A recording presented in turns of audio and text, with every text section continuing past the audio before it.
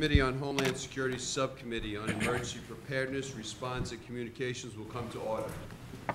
The subcommittee is meeting today to examine surface transportation security. I appreciate the effort taken on behalf of all those involved to have this important field hearing. This is an official congressional hearing as opposed to a town hall meeting, and as such, we must abide by certain rules of the Committee on Homeland Security and the House of Representatives. I kindly wish to remind our guests today that demonstrations from the audience, including applause and verbal outbursts, as well as the use of signs or placards, are a violation of the rules of the House of Representatives. It is important that we respect the decorum and the rules of this committee. I now recognize myself for an opening statement. Thank you all for being here today. First, I'd like to thank New Jersey City University for hosting us today, as well as Ranking Member Payne, who has focused a great deal on our shared priority of security for transportation. Now especially with a threat environment that's the highest since 9/11, it's critically important to examine our region's surface transportation security. We're here to learn how federal partners, transit agencies, and first responders are working together to protect passengers from the type of hateful violence that hit Orlando last week. As that attack tragically reminded us, the threats from terrorism and their sympathizers, terrorists and their sympathizers, are not going away. They're evolving and increasing. Now more than ever, Congress needs to do everything it can to assist stakeholders in building and sustaining their capabilities to prevent, protect against, and God forbid, respond to a terrorist attack. Today, stakeholders from state and local government, the private sector, and surface transportation networks are giving their time to share with us their perspectives on achieving our shared goal of protecting millions of regional commuters. We'll look specifically at the preparedness and response capabilities of surface transportation systems in New York and New Jersey, one of the highest threat regions in the world. Surface transportation networks serve more than 10 billion riders annually. MTA alone moves more than 8.7 million residents on their subways, buses, and commuter rails each day. It's no surprise then that nearly 15 years after the tragedy in Lower Manhattan, our transportation systems remain a top target for international terror organizations. This isn't a new threat. We've seen the devastating impacts of an attack against transportation systems, most recently a bombing in a metro station in Brussels. Since 2002, authorities have thwarted 6 terrorist plots against mass transit systems in the United States. Alarmingly, 5 of those 6 plots were against systems serving the New York metropolitan region. As the threat grows, we need to ensure that surface transportation systems and first responders have the resources necessary to respond to acts of terrorism and other emergencies. That's why we convened this hearing today. We want to hear from the people here on the ground, not hundreds of miles away in Washington, about what's working and what's not. Back in April, this subcommittee held a very informative roundtable discussion along with the Subcommittee on Transportation Security regarding this issue.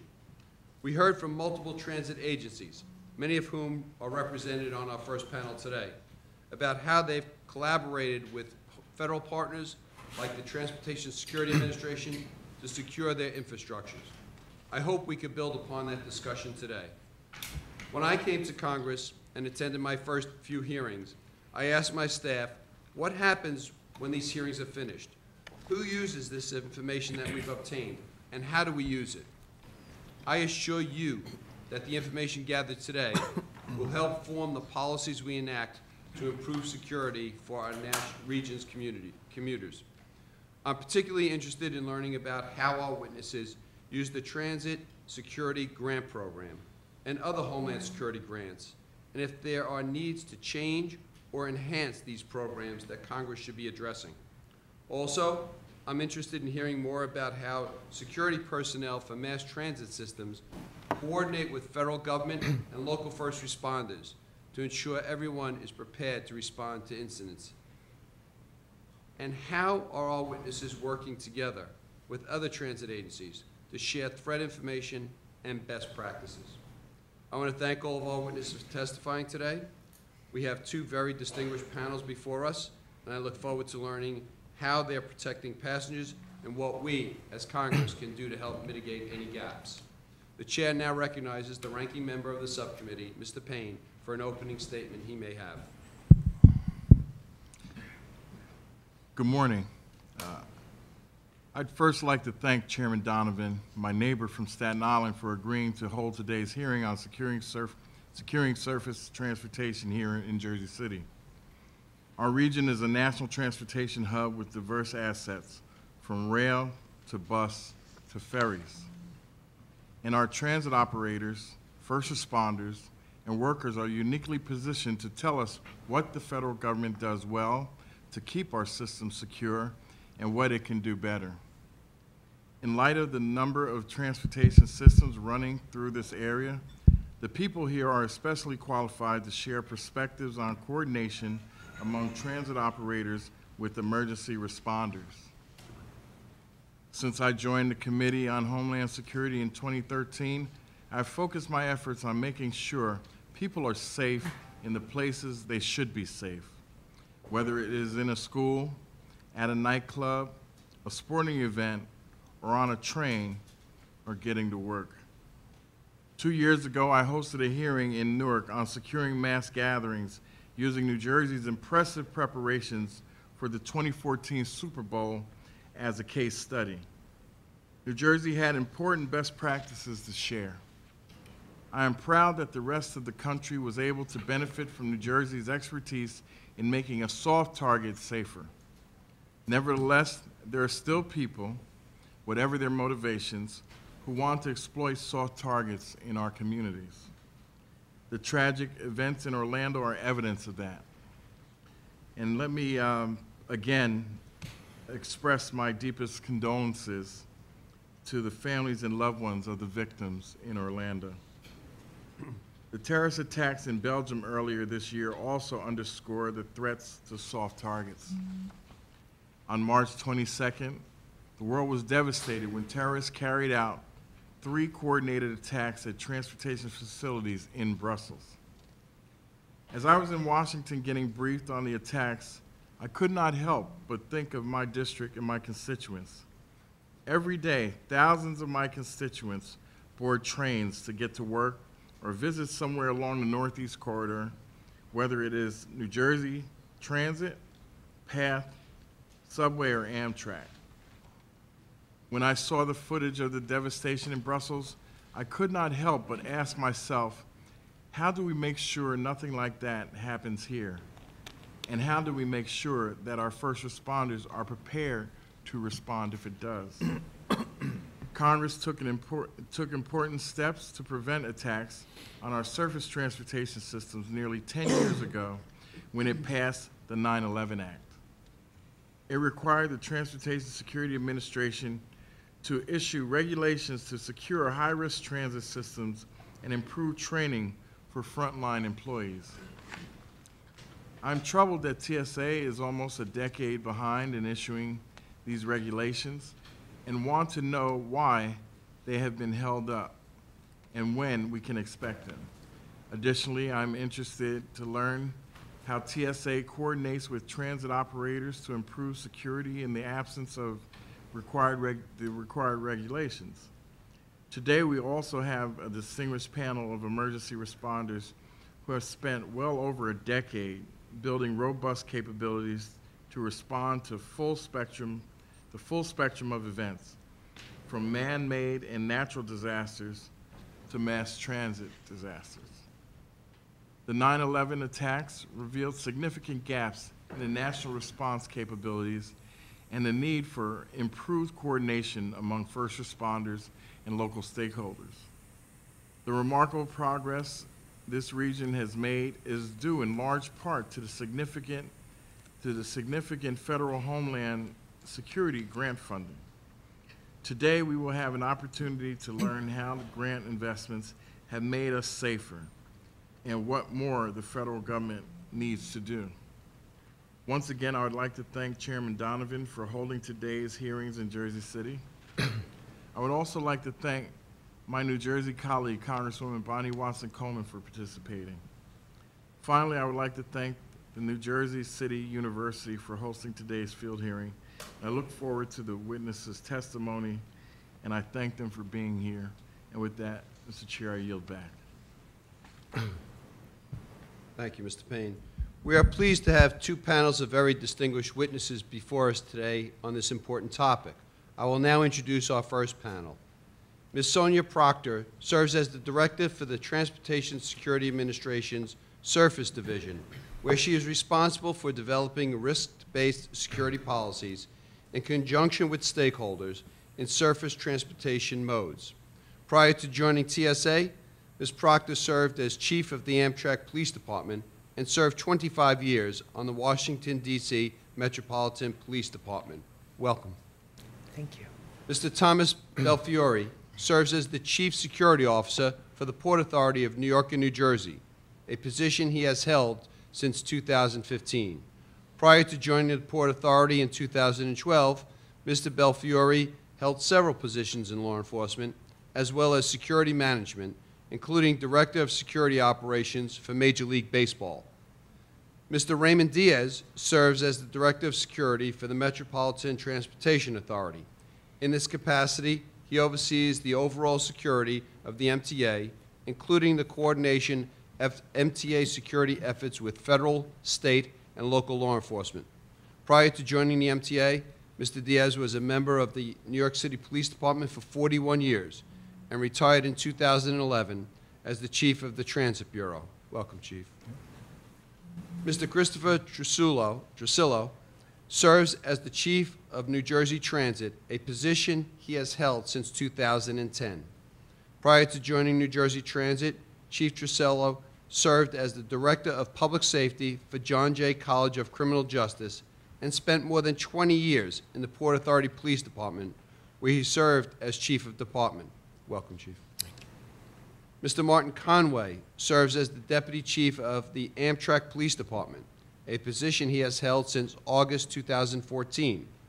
Prior to joining Amtrak, Chief Conway served on the New York City Police Department for 26 years. While with the New York City Police Department, he served as an inspector in the Counterterrorism Division, responsible for coordinating counterterrorism measures within the New York City subway system. The witness's full written testimony will appear in the record. The chair now recognizes Ms. Proctor for 5 minutes to testify. Thank you, Mr. Chairman, and good morning. Good morning, Chairman Donovan, Ranking Member Payne, and Representative Watson-Coleman. I truly appreciate the opportunity to appear before you today to discuss the Transportation Security Administration's role in transportation security. The transportation security network is immense, consisting of mass transit systems, passenger and freight railroads, highways, motor carrier operators, pipelines, and maritime facilities. The New York Metropolitan Transportation Authority, New York MTA, alone transports over 11 million passengers daily and represents just one of more than 6,800 U.S. public transit agencies for which TSA has oversight, ranging from very small bus-only systems in rural areas to very large multimodal systems like the one in the New York MTA urban areas.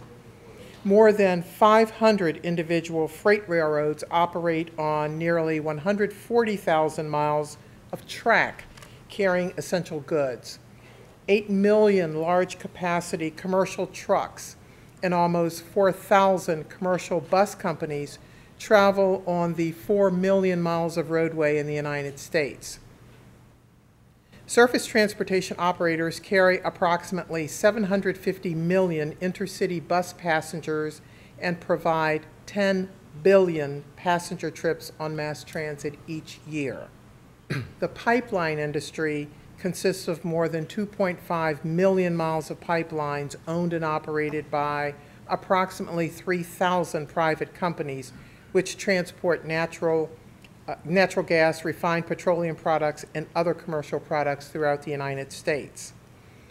These thousands of miles of transportation systems and millions of traveling people remain a target for terrorist activity, as evidenced by the recent attacks on mass transit and passenger rail carriers in France and Belgium.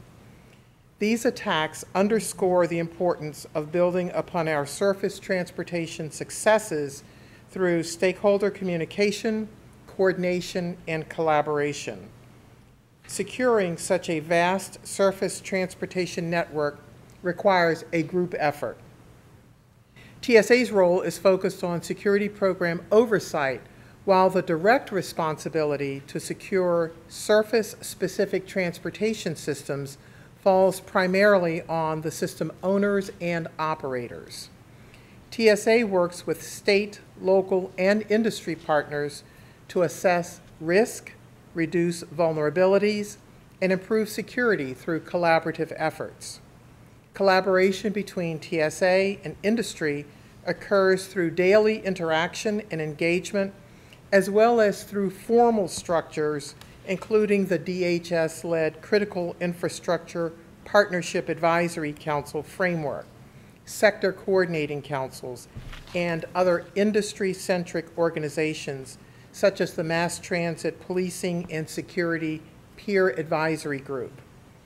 TSA, security agencies, industry associations, and the corporate leadership of industry and municipal operator stakeholders jointly pursue policies to secure surface systems, including implementation of exercises and training, physical and cyber protective measures, and operational deterrence activities. Working with our partners, we develop resources for security training and exercises, such as TSA-produced training. For example, our Intermodal Security Training and Exercise Program, it's called ISTEP, helps surface entities test and evaluate their security plans and their ability to respond to threats along with other first responders. We also have the TSA First Observer Program, which trains highway professionals to observe, assess, and report potential security and terrorism incidents. TSA coordinates with Amtrak and New York MTA to support rail-safe operations in which Amtrak police and law enforcement officers from federal, state, local, rail, and transit agencies deploy at passenger rail and transit stations and along the railroad rights-of-way to exercise counterterrorism and incident response capabilities. The coordinated effort involves activities such as heightened station and right-of-way patrols, increased security presence on board trains, explosives detection canine sweeps, random passenger bag inspections, and counter surveillance. TSA also plays a role in surface transportation security through regulatory compliance inspections and voluntary assessments. We conduct thousands of inspections of freight railroads each year on rail cars carrying rail security sensitive materials, as well as assessments on the 100 largest transit and passenger railroad systems, which account for over 95% of all users of public transportation. Results of these assessments translate into resource allocation decisions to ensure that the higher risk entities with the greatest need receive priority consideration for available resources. TSA remains dedicated to securing the nation's surface transportation network from terrorist activities and attacks through close collaboration with our state, local, and industry partners.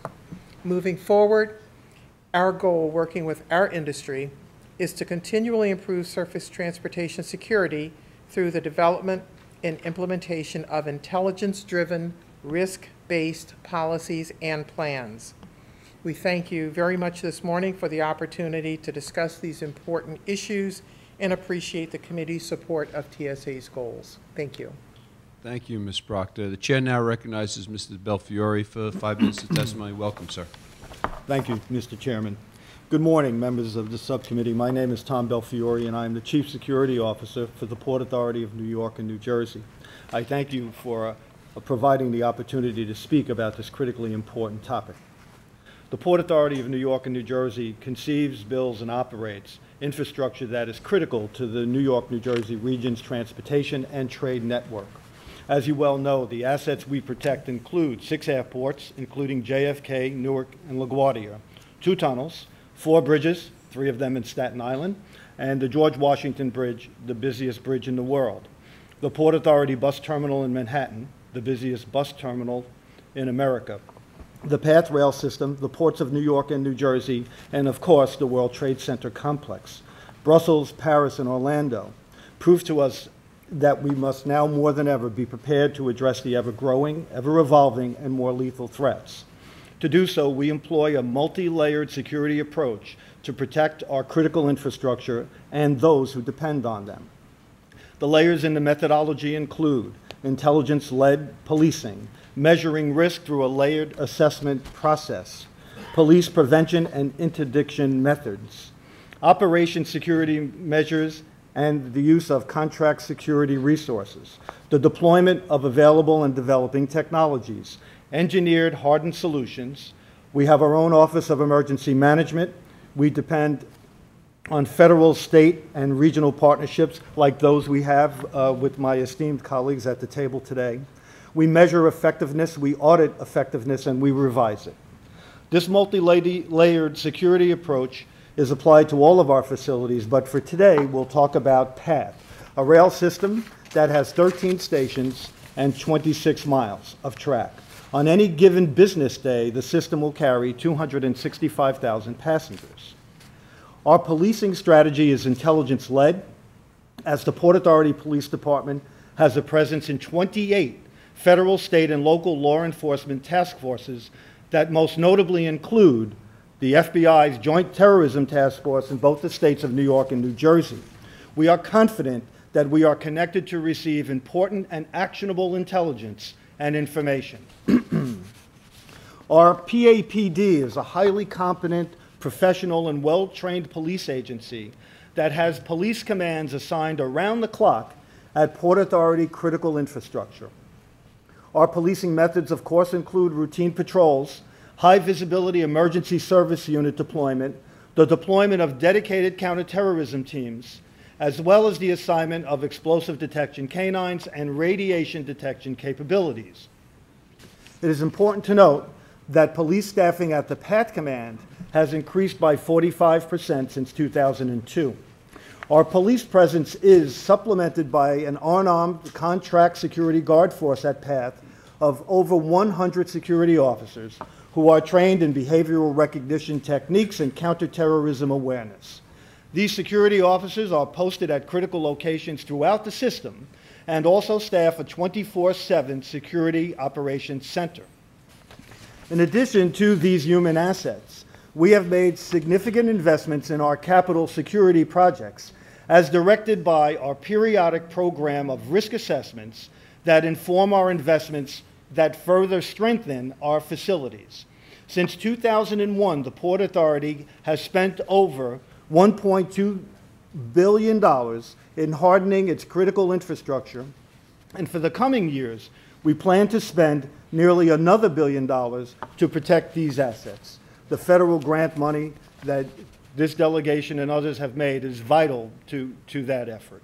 For the PATH system, specific measures have been taken to harden and protect the system from a variety of man-made and natural hazards. That include infrastructure strengthening that make PATH tunnels more resilient to man-made threats. The use of technology is paramount to our protection scheme. In addition to over 800 CCTV cameras, the Port Authority is invested in a robust card access control system at PATH, intrusion detection systems that protect tunnel entrances, detection devices that help protect against chemical, biological, and radiological threats. We have enhanced the PATH radio communication system to allow for interoperable and intraoperable communications. For PAPD, and our mutual aid partners such as NYPD, FDNY, and New Jersey first responders that are so important to our response to emergencies at our facilities. The Port Authority has its own Office of Emergency Management that is very important to this multi-layered protection approach. They lead our agency-wide business continuity program. They manage and administer agency-wide security grant programs. Another very important role for OEM is to plan and execute agency-wide training and full-scale exercises. These remarkable training programs involve both agency personnel and our regional first responders. To date, over 27,000 Port Authority staff and regional first responders have been trained on such topics as incident command, active shooter, path rail emergencies, terror attacks, and other hazards. In order to maintain a prepared, unified, and accountable security operation, we regularly measure, audit, and inspect programs and systems.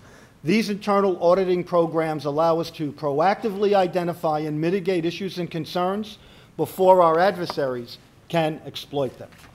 Further, in an effort to ensure independent third-party review, the Port Authority participates in Department of Homeland Security Safety Act program. In 2001, PATH received Safety Act designation for the protective system that is in place to protect PATH underwater tunnels. The Port Authority also participates in the TSA Baseline Assessment and Security Enhancement Program. In 2015, the TSA awarded the PATH Security Program the gold standard for best practices in rail security. We are exceedingly proud of that achievement. How the federal government can help. First and foremost, I thank Chairman, this delegation for your advocacy for all of the efforts that the Port Authority tries to put forward. We keep security as a top priority. A critical resource is the federal grant funding program. A large source of our funding comes from the Transit Security Grant Program. In 2016, a maximum amount of funding through this program was set at $87 million nationwide. An increase in possible of that funding could allow transit operators to pursue larger capital and operational security projects. Additionally, an increase in the period of performance from 3 to 5 years would allow us to plan larger scale and more effective security capital projects. Additionally and lastly, perhaps DHS Science and Technology could publish a guide for review by decision makers relative to the investment and purchase of proven technologies that will better aid in the protection of transportation assets. In closing, I would like to thank the members of this subcommittee and our congressional delegation for their continuing support that allows us to better serve our employees, customers, and better protect our regional critical transportation infrastructure and those that rely on them. Thank you so much. Thank you, sir. The chair now recognizes Chief Diaz for 5 minutes. Good morning, Chairman Donovan and ranking members Payne and Coleman and other members of the subcommittee. Thank you for holding this hearing today. I want to also thank the entire committee for its continued support to surface transportation security and the opportunity to discuss security and preparedness at New York's Metropolitan Transportation Authority. Joining me today is Michael Cohen, the Chief of Department of the MTA Police Department. I want to begin today by acknowledging the horrific attack in Orlando about a week ago. Speaking on behalf of the entire MTA, our thoughts and prayers go out to the entire Orlando community and everyone affected by the attacks. There have been no specific threats to our system related to the attack, but we've nevertheless significantly stepped up our security efforts, increasing patrols and surveillance in order to provide heightened protection across all our agencies. The incident serves as a stark reminder that we must continue to be vigilant, continue to be alert to the possibility of a terrorist attack on our system. It also reminds us that it's more important than ever for all of us to work together to keep each other safe. The idea is a central component of our See Something, Say Something campaign, which we relaunched this year in February. Our new campaign incorporates real stories from real New Yorkers who have reported suspicious packages or activities, and we've added a tagline, New Yorkers keep New York safe. That resonates with me because it's so true. We all have a crucial role to play in keeping New York safe. I'm here representing MTA Chairman Tom Prendergast, but before I get into some of the topics he suggested I discuss, I want to provide some context with some background information on my job in the MTA's operation. As the MTA Director of Security, I'm responsible for the security of the MTA, including coordinating MTA efforts with the Department of Homeland Security, FBI, the National Guard, the NYPD, and the New York and Connecticut State Police. I oversee the MTA Police Department, which has jurisdiction in 14 counties in New York and Connecticut and patrols a 5,000 square mile rail network. I'm responsible for the implementation and execution of a security strategy that offers maximum protection to the public, MTA employees, and MTA property. It's a big responsibility.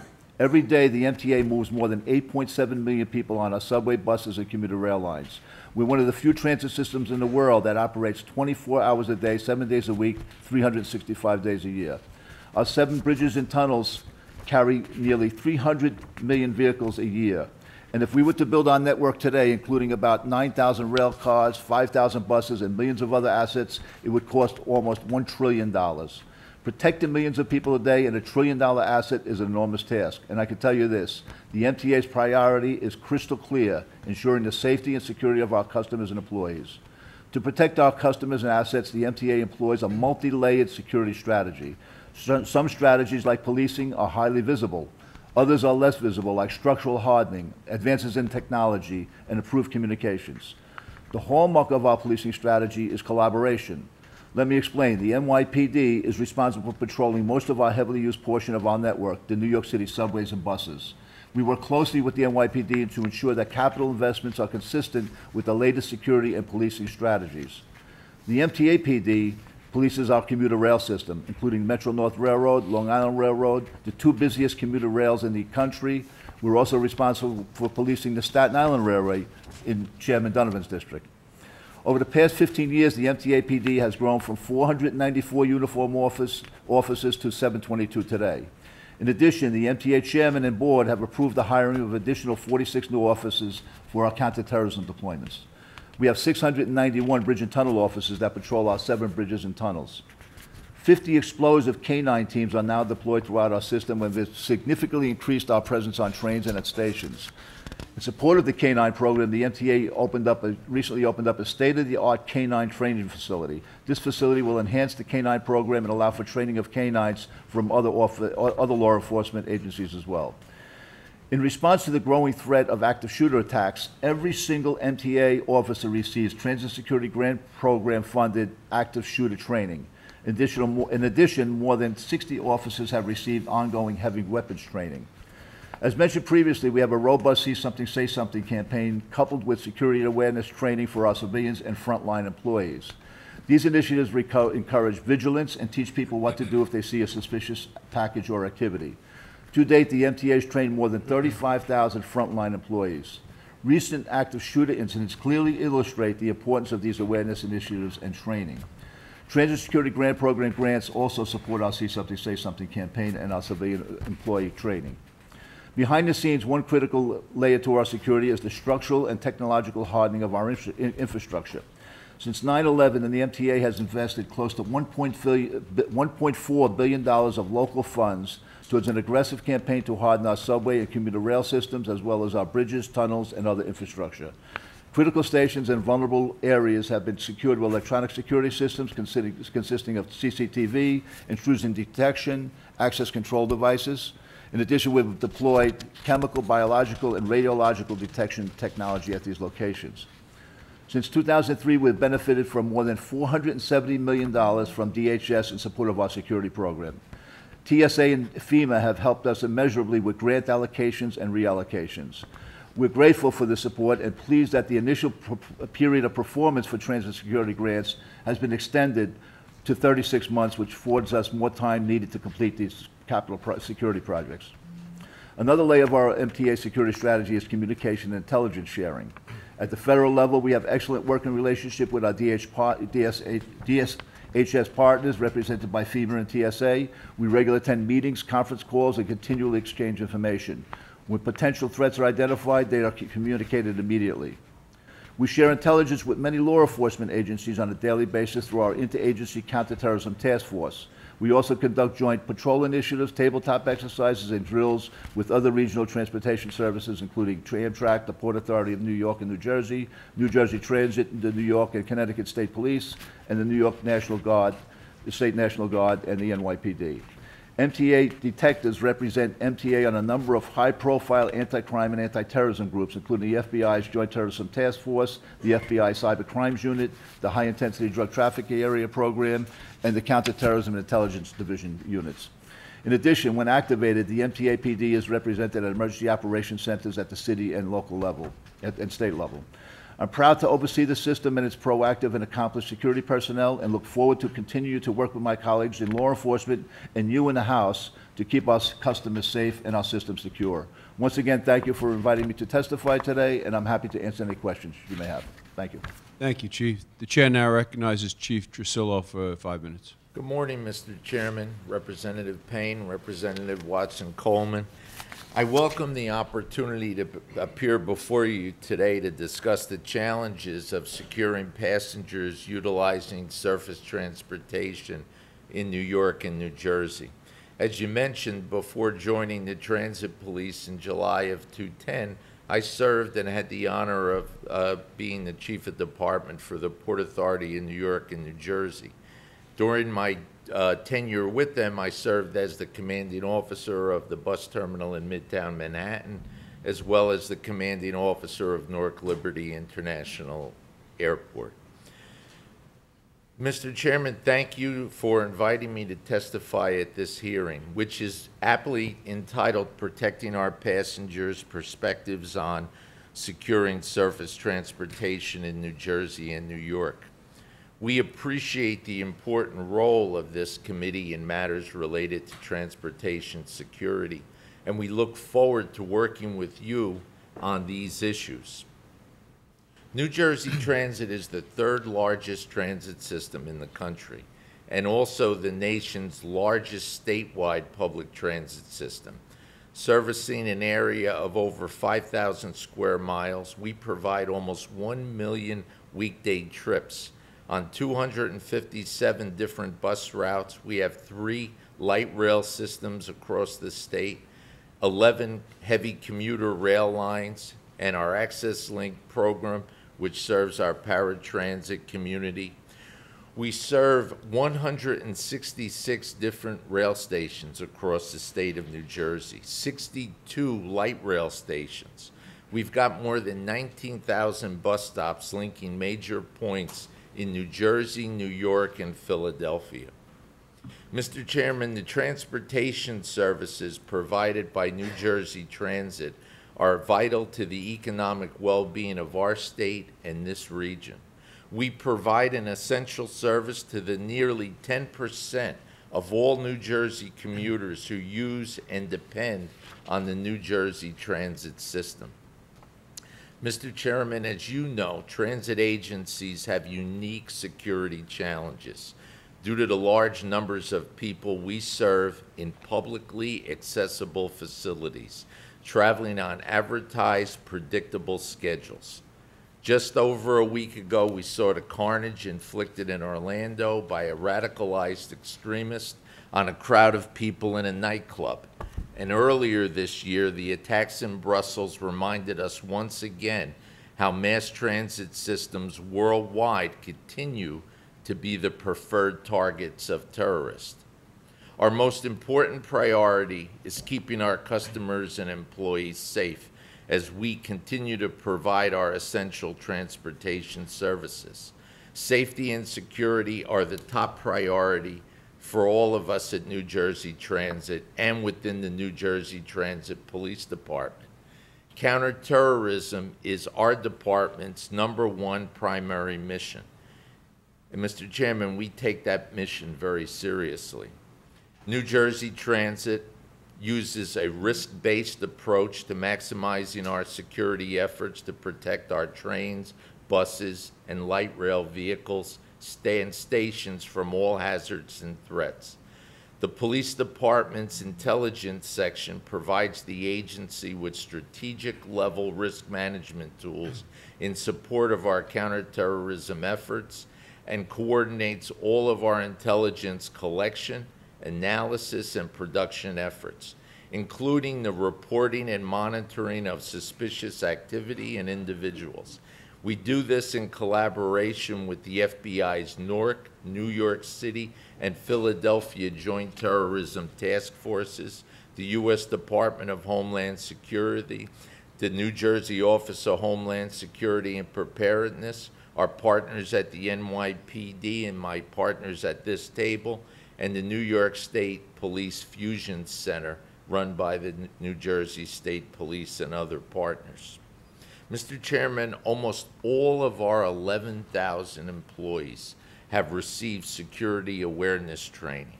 From conductors to bus operators to office staff, our employees are force multipliers, extra eyes and ears, if you will, for our police department.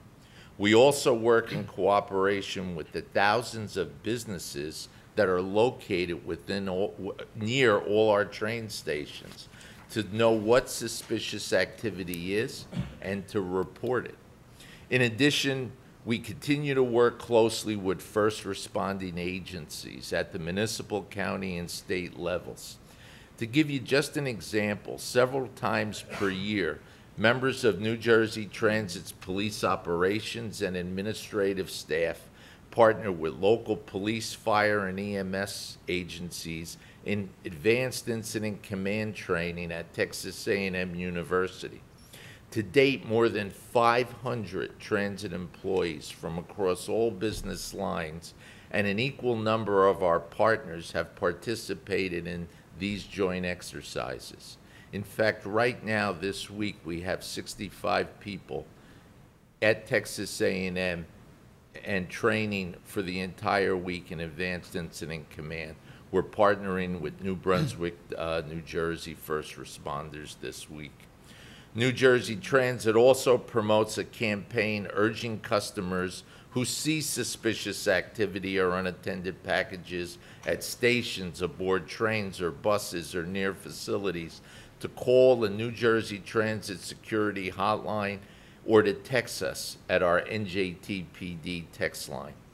The New Jersey Transit mobile app for smartphones includes convenient one-touch access to call or text the New Jersey Transit Police Department directly.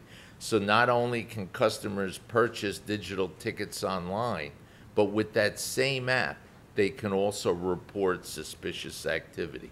We investigate all calls, we get back to those who alert us, and all information is kept confidential. Mr. Chairman, while we do not release details about police deployments or specific countermeasures, our uniformed patrol officers remain vigilant in monitoring our system, and they are supported by plainclothes detectives, anti-crime officers throughout the New Jersey Transit system. Our Special Operations Divisions provides enhanced capability to protect and respond to terrorism on our system. We perform random baggage screening. We also have the capability to detect and respond to incidents involving chemical, biological, radiological, and explosive materials. Our emergency service unit, along with our train patrol units and conditions unit, also provide specialized tactical response capability and have unique training and capabilities specific to the mass transit environment. Our K-9 unit officers, along with their explosive detection dogs, perform perhaps some of our most important functions.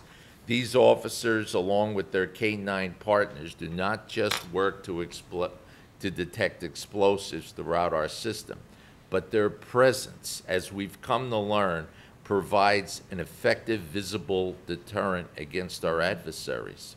And to ensure that we are prepared and are able to respond adequately to a terrorism incident, the Police Office of Emergency Management conducts regular drills and exercises that ensures that our response to terrorism incidents is both effective and well coordinated with our local, state, regional, and our federal partners. Every member of the department is equipped with radiation pagers, and Mr. Chairman, we have tripled the number of officers trained in the use of long guns. We continue to work closely with TSA's Office of Science and Technology as a test bed to test the next generation of technology that may be utilized to secure surface transportation. Mr. Chairman, in light of our nation's heightened security needs, we believe that the increased federal investment in public transportation security by Congress and DHS is critical. New Jersey Transit has made great strides in transit security improvements in recent years, but much more needs to be done. We look forward to building on our cooperative working relationship with the Department of Homeland Security and Congress to further address these needs. On behalf of New Jersey Transit and the New Jersey Transit Police Department, I again thank you and the committee for allowing me to submit testimony on these critical issues. And I look forward to working with you on safety and security issues. Thank you, Chief. The chair now recognizes Chief Conway for 5 minutes.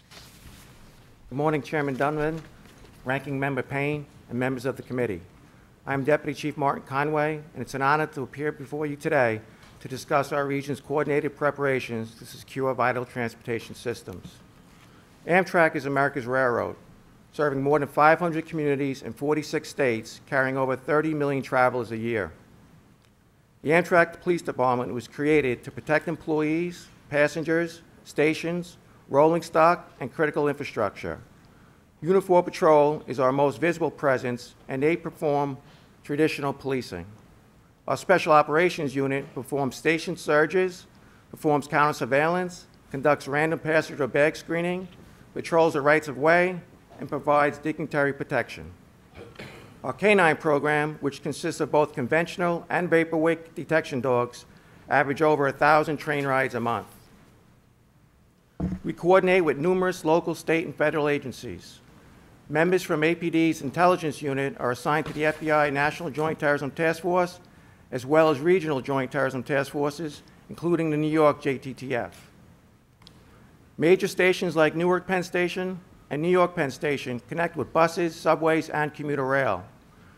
The porous environment, meaning easy access, is an advantage for travelers, but a vulnerability from a security point of view.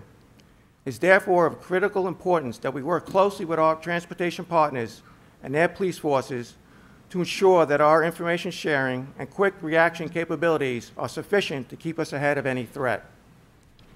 While small stations are frequently unstaffed, they provide access to major cities, and we must work closely with local police to ensure the same type of cooperation.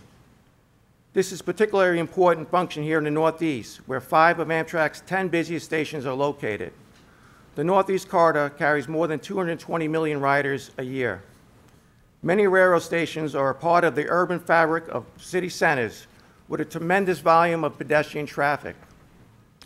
New York Penn Station, for example, hosts more passengers than LaGuardia, JFK, and Newark airports combined.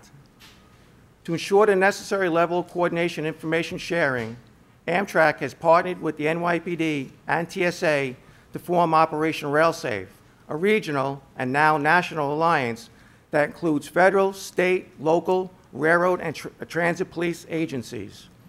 Operation RailSafe, started in May of 2010, functions at several levels, the most visible being tactical deployments at stations and along the right-of-way to exercise our incident response and counterterrorism capabilities. Operation RailSafe has significantly improved cooperation among participating agencies, and that relationship has in turn provided the foundation for training opportunities that have so far been extended to over 250 public safety agencies. Screening every passenger prior to boarding a train, as the airports do, would require resources and technologies that rail properties don't possess and probably could not afford. We do, however, employ a multi-layered approach while retaining robust capability to surge our resources and leverage our partnerships. We coordinate with other law enforcement agencies and the intelligence community to respond to threats and adapt tactics in anticipation of potential new threats. We have also trained Amtrak employees and passengers to spot and report suspicious behaviors via phone or text. The ability to leverage our skilled workforce contributes significantly to our safety and security. Our chief often says, aviation gets billions and rail gets millions. Over the years, Amtrak has received varied levels of funding from Congress. Prior to 2012, Amtrak received over $20 million a year from the Intercity Passenger Rail Grant Program. But in the past several cycles, that has been reduced to about $10 million a year. Amtrak Security would benefit from a restoration of these funds to the $20 million level and a discussion on future investment and eligibility for other programs. I look forward to answering any questions you might have regarding rail transportation security. Thank you. Thank you, Chief. And let me thank all of you, not only for your testimony, but for the vital service that you provide for all of our commuters. I remember one time when being on time was the #1 concern for a transportation system. Now it's the protection of their commuters, and I thank each of you. I recognize myself for questions now. And I throw this out to the panel. When I gave my opening statement, I talked about how when I first got to Congress, I didn't know if we utilized the information that we received at hearings from experts like yourselves, and assured you that your testimony today would be brought back to Washington, and myself and other committee members would put it to good use. One example of that is Chief Diaz spoke about how we expanded the time frame in which you could utilize the monies that you're granted through the federal grants. It used to be a 2-year program. Through testimony, through hearing from people on the ground, witnesses, we expand that to 3 years. Now, Chief, I understand that an expansion of up to 5 years would be even more beneficial. This way you could plan for long-term projects, and we will bring that back as well. Is there anything in the grant program that we could do to better it, to enhance it, to make your jobs easier, besides more resources, because we could all use more resources, and we understand that. But are there things in the program that hinder you? Is the program flexible enough for you to utilize the monies to your specific needs, or is it too stringent, too structured, that what may be good for the MTA might not apply for the Port Authority, police? I'd like to ask the entire panel this, because each of you have a different agency that you're trying to get this grant monies for. Sonia, is there? Mr. Chairman, at this point, I would defer because I think the grantees might have a better perspective. And then we'll let you respond. At the moment. Yes, sir. Yes, sir. Thank you. So I think the Port Authority is finding the flexibility that it needs. Thank you, other than the items that we talked about. We are able to leverage those available funds for operational measures and supporting PAPD, counterterrorism measures, as well as asset hardening. So I have no additional The recommendation. expansion of time, though, would be very helpful. It would. You know, the Port Authority has its own process for moving large-scale capital projects through, which, you know, would help us accommodate that. But it would allow us to take on, you know, larger scale and longer, more forward-looking capital projects if possible. I always thought that the people who set the time frame never went through a procurement process with the city of New York. Chief, is there anything other than the time frame that'd be helpful to you? The time frame was terrific for us, and if it could be expanded, it would be great, because you do design and then you build the project. It takes a lot of time. So sometimes in some grant periods, we'll just put in for design, and then hopefully for the next grant period, we can then put in for construction. So if that time frame is expanded, that would be helpful. The other thing is we have a great relationship with our DHS partners, FEMA and TSA. So we have a lot of conversations we put in for our grant applications, and they're very, very good at giving us guidance and where we should put our monies in. And the definition of the grants is flexible enough that you're not trying to squeeze something in that wouldn't be your preference. The grant definitions are flexible enough that you could utilize it for different projects? Yes, they are, yes.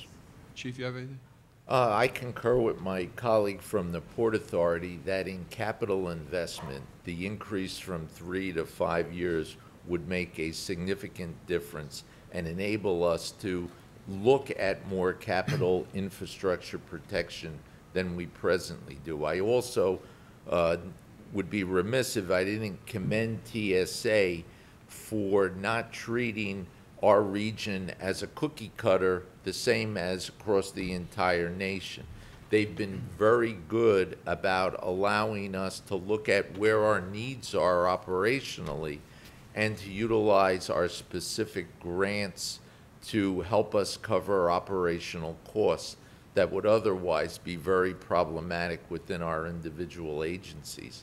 The only other thing, Mr. Chairman, I'd like to mention is that we have done a tremendous job in our individual agencies with the grant program to buy down risk. I know I could speak for my agency, have seen a tremendous drop in risk based on what we've been able to accomplish and only accomplish through the grant program. I'll give you an example.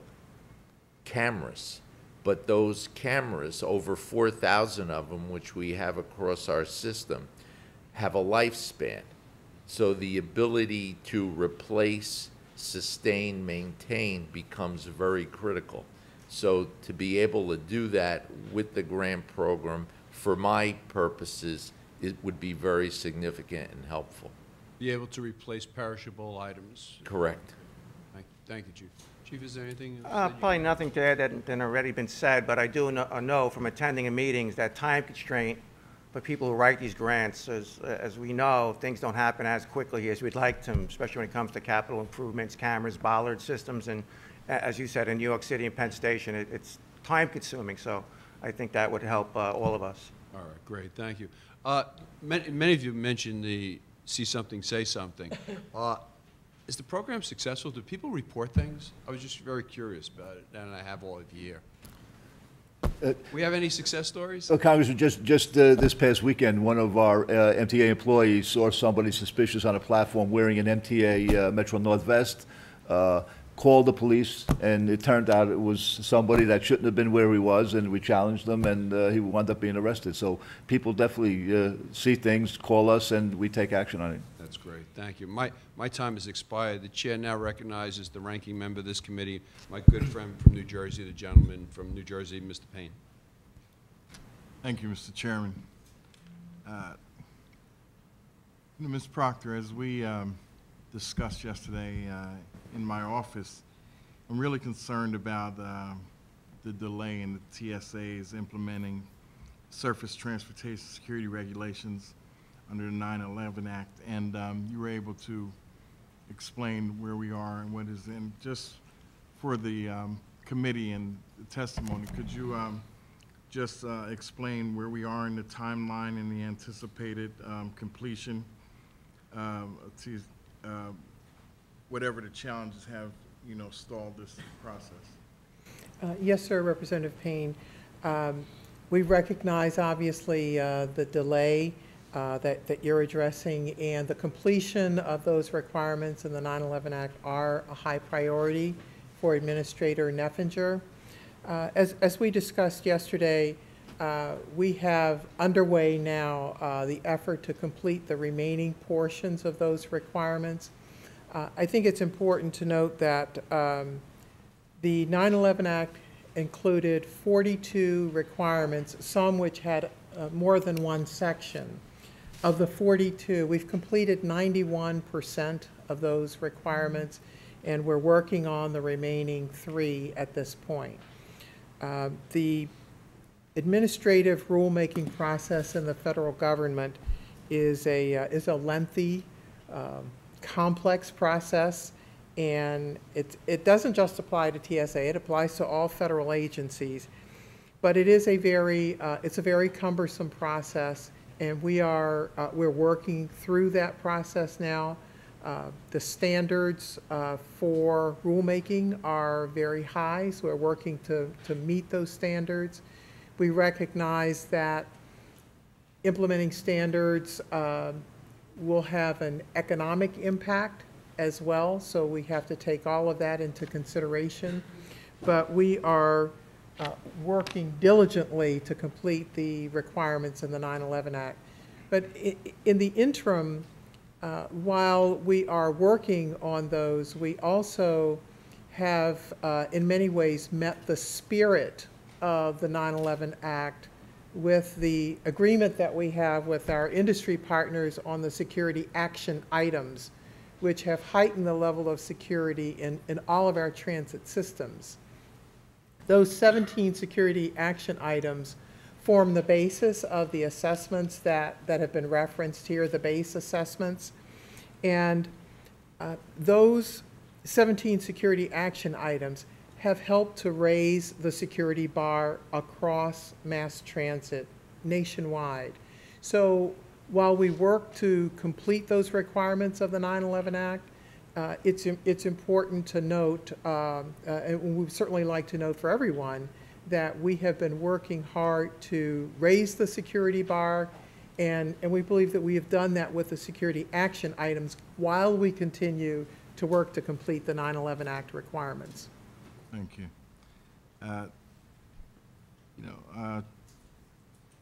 As I think about this, our transit employees are on the front lines identifying and responding to incidents, on our systems.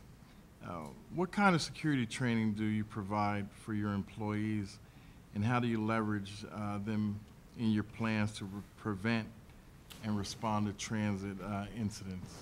Mr. Conway? Well, I know Amtrak, all of our employees receive a daily bulletin. We send out daily tips, what things to look for, that are sent out email. So in crew rooms, for example, at New York Penn Station, those will be posted before crews take their assignments on a train.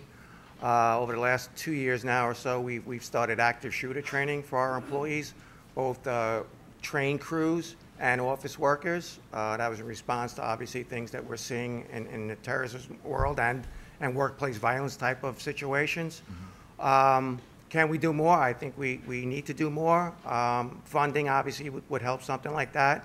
Because even when we provide free training, we got to backfill people. A train crew comes off a train to go to training, somebody's got to take their place. So even free training costs. So again, funding, I know we're probably all looking for additional funding and everyone's always asking for it, but it's a legitimate reason for that. Thank you. Could I- Mr. Silla? No, yes.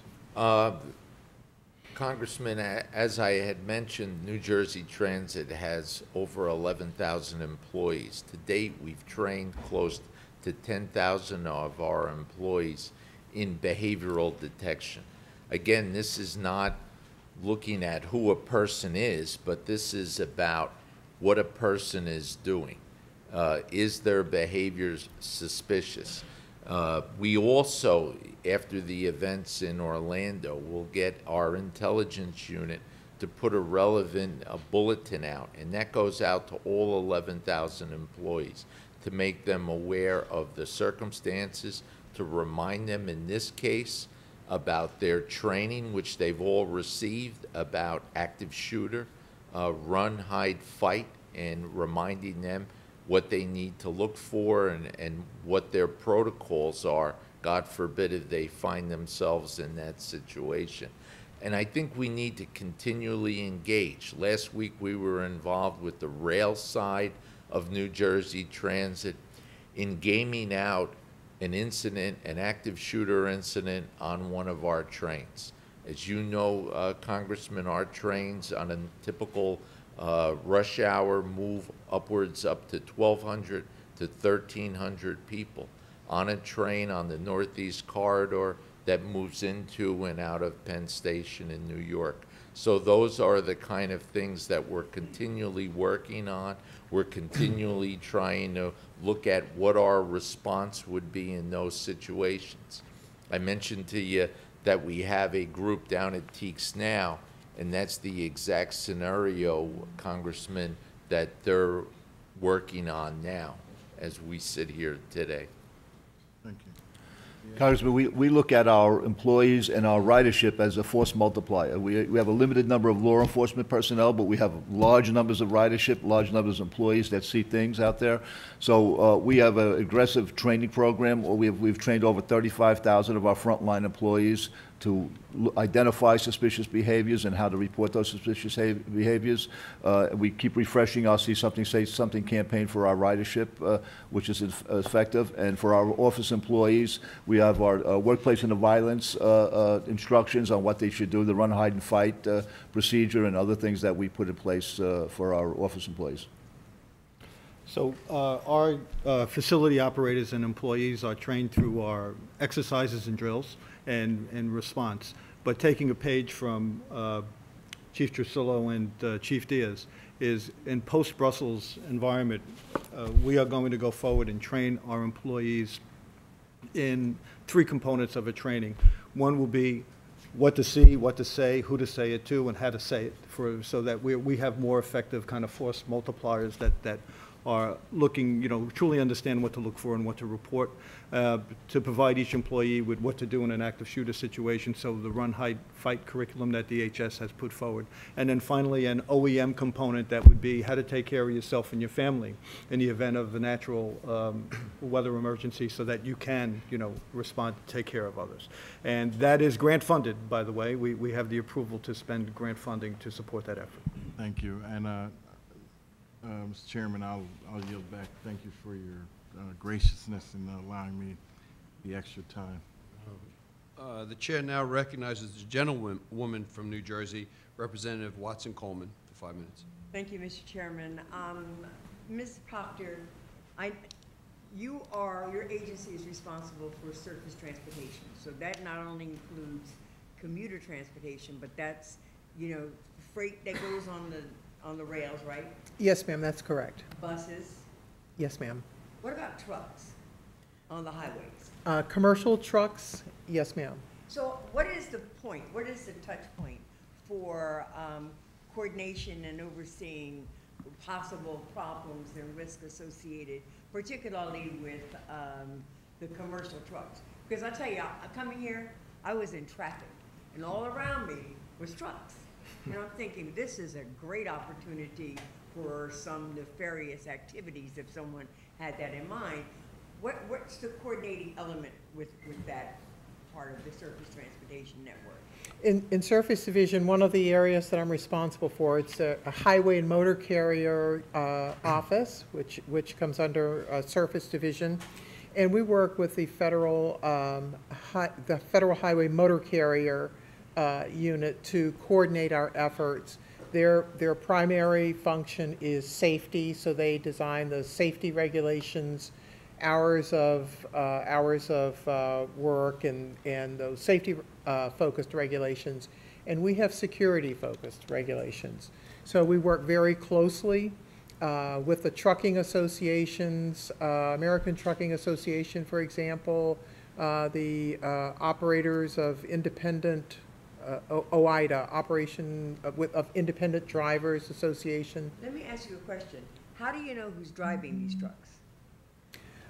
The drivers of those trucks are required to have commercial driver's licenses and their CDL licenses. So there's a process that they have to go through, a testing process to acquire that. Every state regulates that.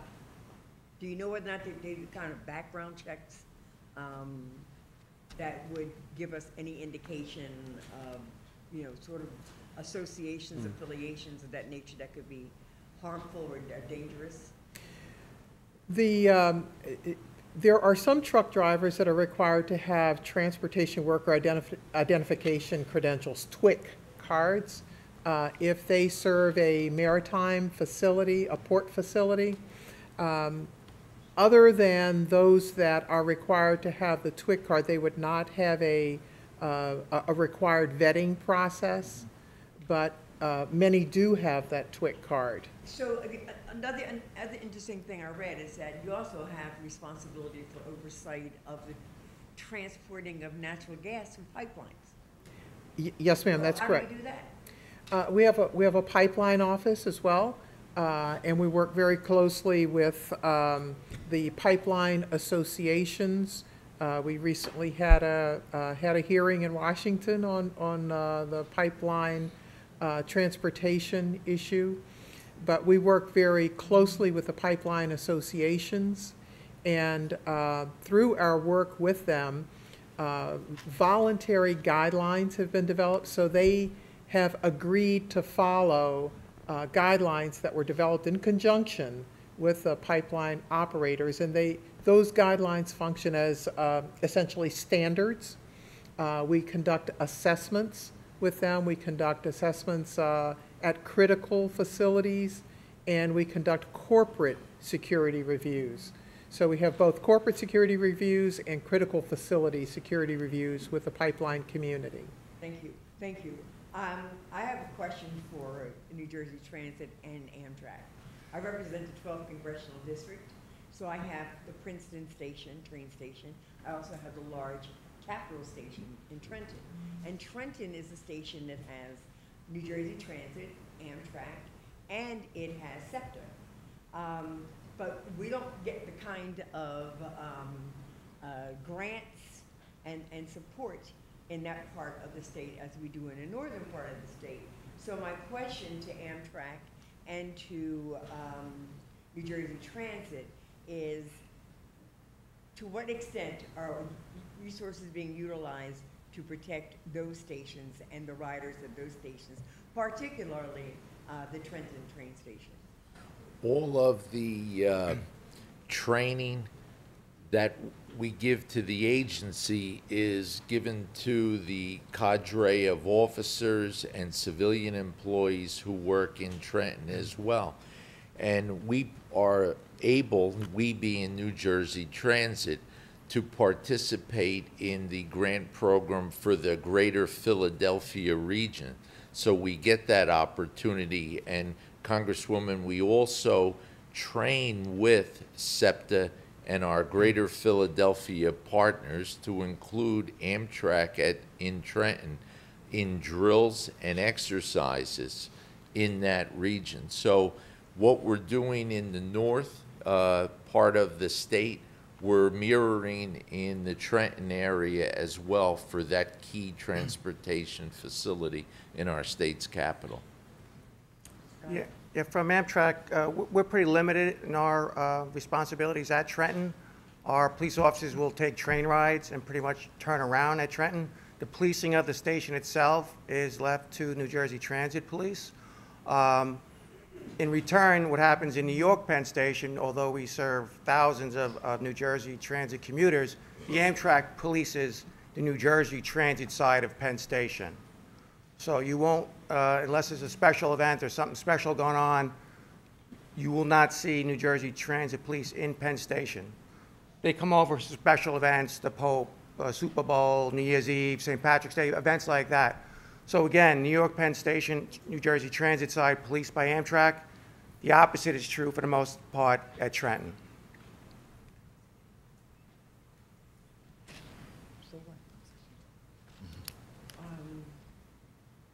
Okay, thank you. I yield back. The gentlewoman yields back. I want to thank the witnesses for their testimony. Beside your testimony, though, I want to thank you for the efforts that you perform every day on behalf of our commuters and our families. And I want you to bring back, on behalf of this Congress, our thanks for the men and women who work for you, the members of the service. Tell them to continue to do the great job they do and to do it safely. This panel is dismissed. The clerk will prepare the witness table for our second panel. Thank you. I would like to welcome our second panel to today's hearing and thank them for their participation. Mr. Greg Kears serves as director of the Jersey City New Jersey Office of Emergency Management and Homeland Security.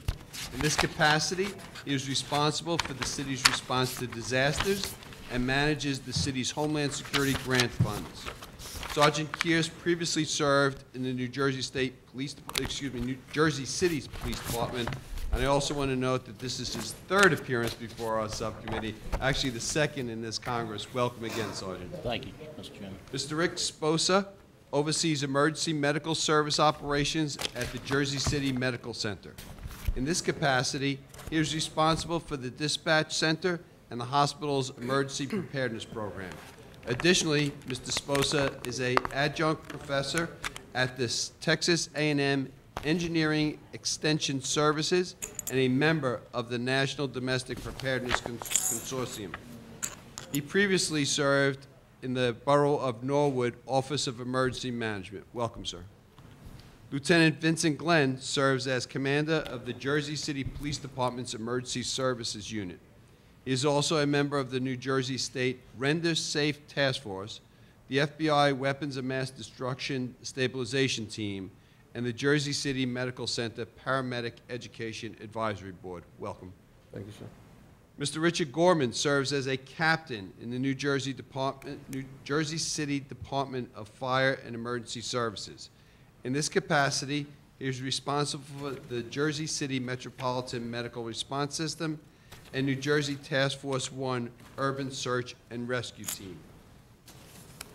Welcome, sir. Thank you. Mr. Mike Molahan serves as trustee and legislative director on the board of the Port Authority Police Benevolent Association. Mr. Molahan joined the Port Authority Police Department in 2002. He began his law enforcement career with the NYPD in 1998. The witnesses, welcome, sir. The witnesses' full written testimony will appear on the record. The chair now recognizes Sergeant Kurtz for 5 minutes. Chairman Donovan, Ranking Member Payne, members of the subcommittee, Representative Bonnie Watson-Coleman, thank you for affording me the opportunity to appear before you this morning. After every major terrorist attack in any part of the world, security officials and the American public alike turn to question of what can be done to deter, prevent a similar attack from occurring here. Unfortunately, it requires a major disaster to arouse concern sufficiently to mobilize the political will to take needed action. Useful things are often accomplished in the shadow of tragedy. It is not because those charged with security are unable to imagine what terrorists might do. It is rather that people seldom support costly and potentially disruptive measures to protect them against things that haven't occurred. The reality is because terrorists can attack anything, anywhere, anytime. While we cannot protect everything, everywhere, all the time, security tends to be reactive. Certainly, we must try to protect the targets that terrorists show a proclivity to attack. Terrorist attacks on public transportation are nothing new. Since the early 1990s, those concerned with security of public surface transportation have been increasingly worried that trains and buses were becoming highly attractive targets for terrorists bent on body counts. For those determined to kill in quality and willing to kill indiscriminately, trains, subways, and buses are ideal targets. They offer terrorists easy access and escape, and congregations of strangers guarantee anonymity. Approximately 1/3 of terrorist attacks worldwide target transportation systems, with public transit the most frequent. An analysis of more than 22,000 terrorist incidents from 1968 through 2014 indicated that assaults on land-based transportation targets, including mass transit, have the highest casualty rates of any type. Although major terrorist attacks like those on transit systems in other parts of the world have not occurred in the United States, chances prove exceedingly high. Heavily populated systems that operate on predictable schedules with passengers having little or no chance to escape crowded stations, buses, trains, and other conveyances make public transportation susceptible to acts of terrorism. Moreover, many systems are expanding and ridership has generally increased, raising more policing concerns. Vehicular gridlock, air pollution, expensive parking, and higher gasoline prices have made mass transit an attractive option for urban dwellers in metropolitan areas. Numerous individuals have chosen to leave their vehicles at home and subsequently have logged millions of more daily rides on mass transit and regional rail. Terrorists and criminals continue to think of new schemes and attempts to adjust their tactics to thwart law enforcement officials who, in turn, must remain relentless when developing and integrating strategies to safeguard the public. Surface transportation cannot be protected in the ways that commercial aviation is protected. Trains, subways, and buses must remain readily accessible, convenient, and inexpensive. The deployment of metal detectors, X-ray machines, explosive sniffers, and armed guards, which have become features of the landscape at airports, cannot be transferred easily to subway stations or bus stops. The delays would be enormous and the cost prohibitive. Public transportation would effectively shut down. Transportation facilities are open public places. Other public places that offer terrorists similar body counts, shopping malls, crowded streets, or the lines of people just waiting to get through security measures are just as vulnerable. This does not mean that nothing can be done to increase surface transportation security. Security officials in countries that have been subjected to terrorist attacks have developed some effective countermeasures. Good security can make terrorist attacks more difficult, can increase their likelihood of being detected, can minimize casualties and disruption, can reduce panic, and reassure passengers. Visible security patrols and staff have a deterrent effect. Closed-circuit television coverage has been used extensively in Europe with good results, and enlisting employees and the public in surveillance could also be very effective. Much can be done through the design of vehicles and facilities to eliminate hiding places, facilitate surveillance, and reduce casualties by removing materials that explosions may turn into shrapnel or burn with toxic fumes. Adequate ventilation to remove deadly smoke, a leading killer in tunnels, must be ensured. Safe areas can be created to protect passengers during bomb threats. Transportation operators, either public commissions or private companies, have the frontline responsibility for implementing security measures and responding to threats, crisis planning, and restoration operations. We must all do what we can to enhance the ability of our intelligence efforts and law enforcement officials to uncover and thwart terrorist plots, increase security around vulnerable targets, and improve our ability to respond to attacks when they occur. At the same time, we must be realistic about the acceptance of risk. We can not allow fear to become the framework of American governance. Ensuring the security of this country's critical infrastructure has become even more a priority since September 11, 2001. To that end, public transportation systems must continuously develop and implement programs to protect passengers, employees, and property from those individuals who wish to do harm. We should be wary of slouching toward a security state in which protected perimeters, gates, and guards dominate the landscape and irrevocably alter everyday life. On behalf of Mayor Stephen M. Phillip and the citizens of Jersey City, I once again thank you for inviting me here today, and I look forward to working with you in providing a safe and secure environment for the citizens which we serve. Thank you, Sergeant. The chair now recognizes Mr. Sposa for 5 minutes. Chairman Donovan and members of the Subcommittee on Emergency Preparedness, Response, and Communications, on behalf of Barry Ostrowski, President and Chief Executive Officer of RWJ Barnabas Health, I would like to thank you for the opportunity to come before you today to discuss first responders and their role in supporting the efforts to secure transportation in the region. I would like to thank the subcommittee for its dedication to seeking input from a wide range of stakeholders, including first responders, on this critical issue. I hope to show how your financial commitment to emergency preparedness have better prepared the region and how continued appropriations will continue to support the medical surge needs and prepare healthcare systems for any disaster we could face, including a transit disaster or attack on its infrastructure. Today, I will speak both from the perspective of the pre-hospital EMS provider as well as the emergency preparedness role in frontline acute care hospitals. And I could not think of a more fitting setting to discuss the topic than the city of Jersey City, New Jersey. It's been nearly 15 years since the deadliest terrorist attack on American soil, which occurred a mere 4 miles from this spot. I can tell you that we are most certainly better prepared today than we were in 2001 because of the development, funding, and implementation of federal programs and local initiatives to bolster response capabilities. But I would be remiss if I told you there wasn't more work to do, more goals to accomplish, and more loops to close. To begin, I would like to give you a snapshot of programs that exist within the healthcare community today because of the federal government's commitment to better preparing the community to protect the residents, visitors, and workers in New Jersey. Since 2003, the federal government has invested more than $33 million in bolstering healthcare preparedness in the North Jersey-Uwasi region, which includes Jersey City. This money has built new programs and provided the basis for some of the most unique and forward-thinking solutions to deal with medical surge and mass casualty incidents that exist in the country today. I would like to highlight some significant accomplishments both in the hospital and EMS worlds that indeed make this region safer and more resilient in the face of an attack or large-scale incident. These programs enhance the ability of EMS and hospitals to respond to mass casualty events, pandemic events, and acts of terrorism, and would not have been possible without the funding that was supplied by these important UASI grants. Hospitals are by their very nature considered to be a soft target for a number of regions. The mission of all hospitals is to be available to their community 24/7, 365, and because those in need of aid must have immediate access to life-saving care, entry to these facilities can't be hampered or restricted. Our lights are always on, our doors unlocked, and our prominent role in the surrounding community unquestioned. This could easily be exploited, and therefore the need to protect an open campus is paramount and a necessary first step to providing excellent patient care.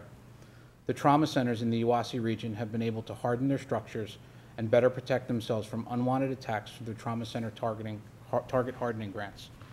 These improvements include increased closed-circuit television capabilities, the creation of blast buffer zones around the structures, the installation of radiation detection, and the placement of better access control systems to aid in that mission. Our hospitals are also better prepared for medical surge events as a result of the receipt of UASI grants. For example, each of the 34 hospitals in the New Jersey UASI region has been provided with a medical surge trailer designed to provide the necessary supplies, tools, and protective equipment that would be needed in the face of a medical surge event.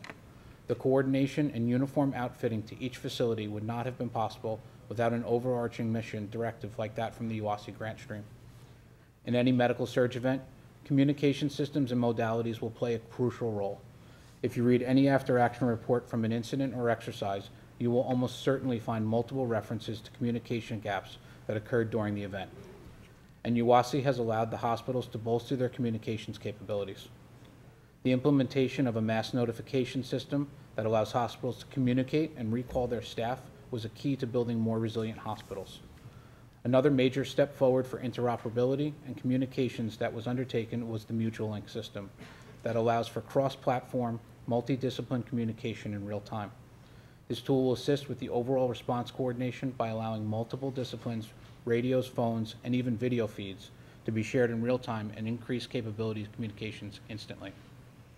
As you can see through these examples, the healthcare community in the New Jersey UASI region has dramatically improved its response capabilities and resiliency since the inception of the UASI grant process, and these initiatives directly support securing the infrastructure of mass transit in the region. Through regular interfaces and exercises with the transit community, relationships are built and responses refined. The UASI program has directly impacted and improved these relationships through mutual training and cross-discipline planning. Turning specifically to our role in protecting and responding to emergencies within the transit systems, I want to focus on two collaborative endeavors. Our efforts in the creation of the Passenger Rail Security Plan, as well as our work through UASI grants to furnish our partners with specialized equipment geared towards transit events. First, the Passenger Rail Security Plan, which represents the most comprehensive initiative undertaken by EMS in New Jersey related to the transit system. The plan was developed by the New Jersey EMS Task Force, which is a stakeholder group of specialized resources of which Jersey City Medical Center's EMS is a charter member. The creation of the plan began with a kickoff meeting in October of 2009 and included nearly 80 representatives from local EMS agencies and the State Office of Emergency Management, as well as state, federal, and private planning partners. The task force reviewed and analyzed response guidelines, best practices, and lessons learned from authorities such as Madrid's Emergency Services, the London Ambulance Service, District of Columbia Fire and EMS, the Los Angeles Fire Department, Jersey City Medical Center EMS, and the Hudson County Office of Emergency Management. Completed in March of 2011, the plan is an unprecedented 1,238-page detailed document, and as I have mentioned, it represents the largest EMS planning project in New Jersey's history. Its authors invested more than 10,000 hours of work, and more than 70 agencies collaborated between its inception and completion. This plan incorporates more than 300 stations throughout the state overall. The most vulnerable station, of which there are 38, spanning 10 counties, have either ridership of at least 500,000 per year or attached to critical infrastructure such as an airport, sporting event, or entertainment venue. This plan made unprecedented strides in terms of EMS coordination and integration with our transit partners. Next, we have equipped our partners with specialty equipment designed to enable remote access to patients, support mass casualty events, and aid in the mass transportation of patients. This is critically important as one of the largest challenges that EMS face during mass transit events is the availability of access to remote locations. When an event occurs away from a station, it can be incredibly difficult to access the incident location.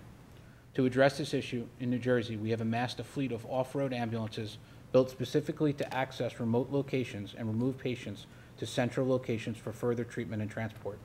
These assets allow for the quick extraction of patients from remote locations and in time-life critical circumstances will mean the difference between life and death.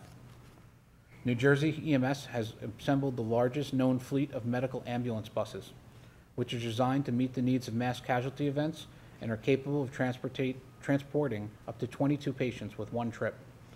These assets would not have been obtainable without the support of UASI dollars coming through the region, and these assets have been proven time and time again in the region and continue to be a valued resource, regularly assisting with nursing home evacuations and large-scale incidents throughout the state. These assets have been put into action on countless occasions and transported thousands of patients, allowing for quick evacuation and relocation with much less manpower during a disaster response. This fleet has become an indispensable asset in the region and a model for other locations to emulate. Based on some of the examples I've provided with you today, you can see that hospitals, emergency medical providers, and other partners in the region are better prepared to handle adverse surge events, such as those that could be created by large-scale transit attacks or accidents, as a direct result of federal dollars supplied. But there is more work to do in order to continue to ensure we are exceptionally prepared for any emergency response. This is particularly important as we see our terror threats evolving, such as the recent tragedy in Orlando, and our focus must be given to new threats, and training and equipment must change to meet those new threats. We are prepared for the all hazards approach and have already refined our mission to include the latest trends throughout the EMS and hospital community by bolstering our bleeding control, equipment, and training, and working with our partners in law enforcement and fire. To date, the New Jersey UASI has already invested nearly $4 million in the Rescue Task Force concept and getting the right equipment into the hands of those who need it. And this is another successful example of how these dollars prepare us for these events. We are cognizant of the limited resources available and the difficult decisions that you must make in Congress on how to allocate resources. However, because of the changing landscape, we are hopeful that the recent trend to reduce Homeland Security grants is reversed. In closing, I would like to once again offer my sincere appreciation for the opportunity to speak with you today.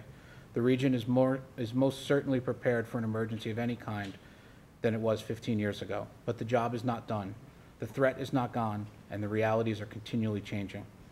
I urge you to work with the vast group of stakeholders here today and others to begin planning how to make and continue us to make safer, more resilient, and more ready to face what seems to be a never-ending threat stream. Thank you, sir. Thank you. The chair recognizes Captain Gorman for 5 minutes.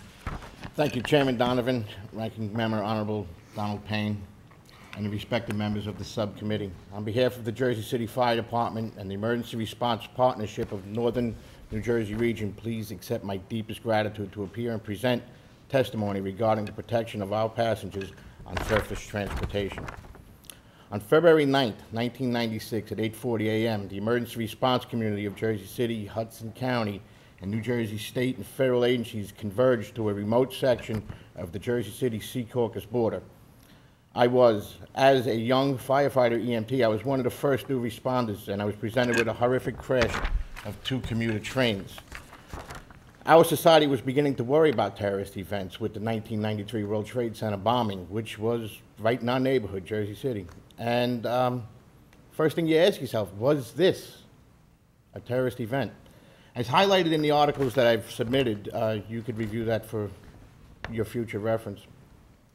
As the police, fire rescue, and EMS crews began to triage and treat the injured, we were quickly exhausted of our resources we had on hand.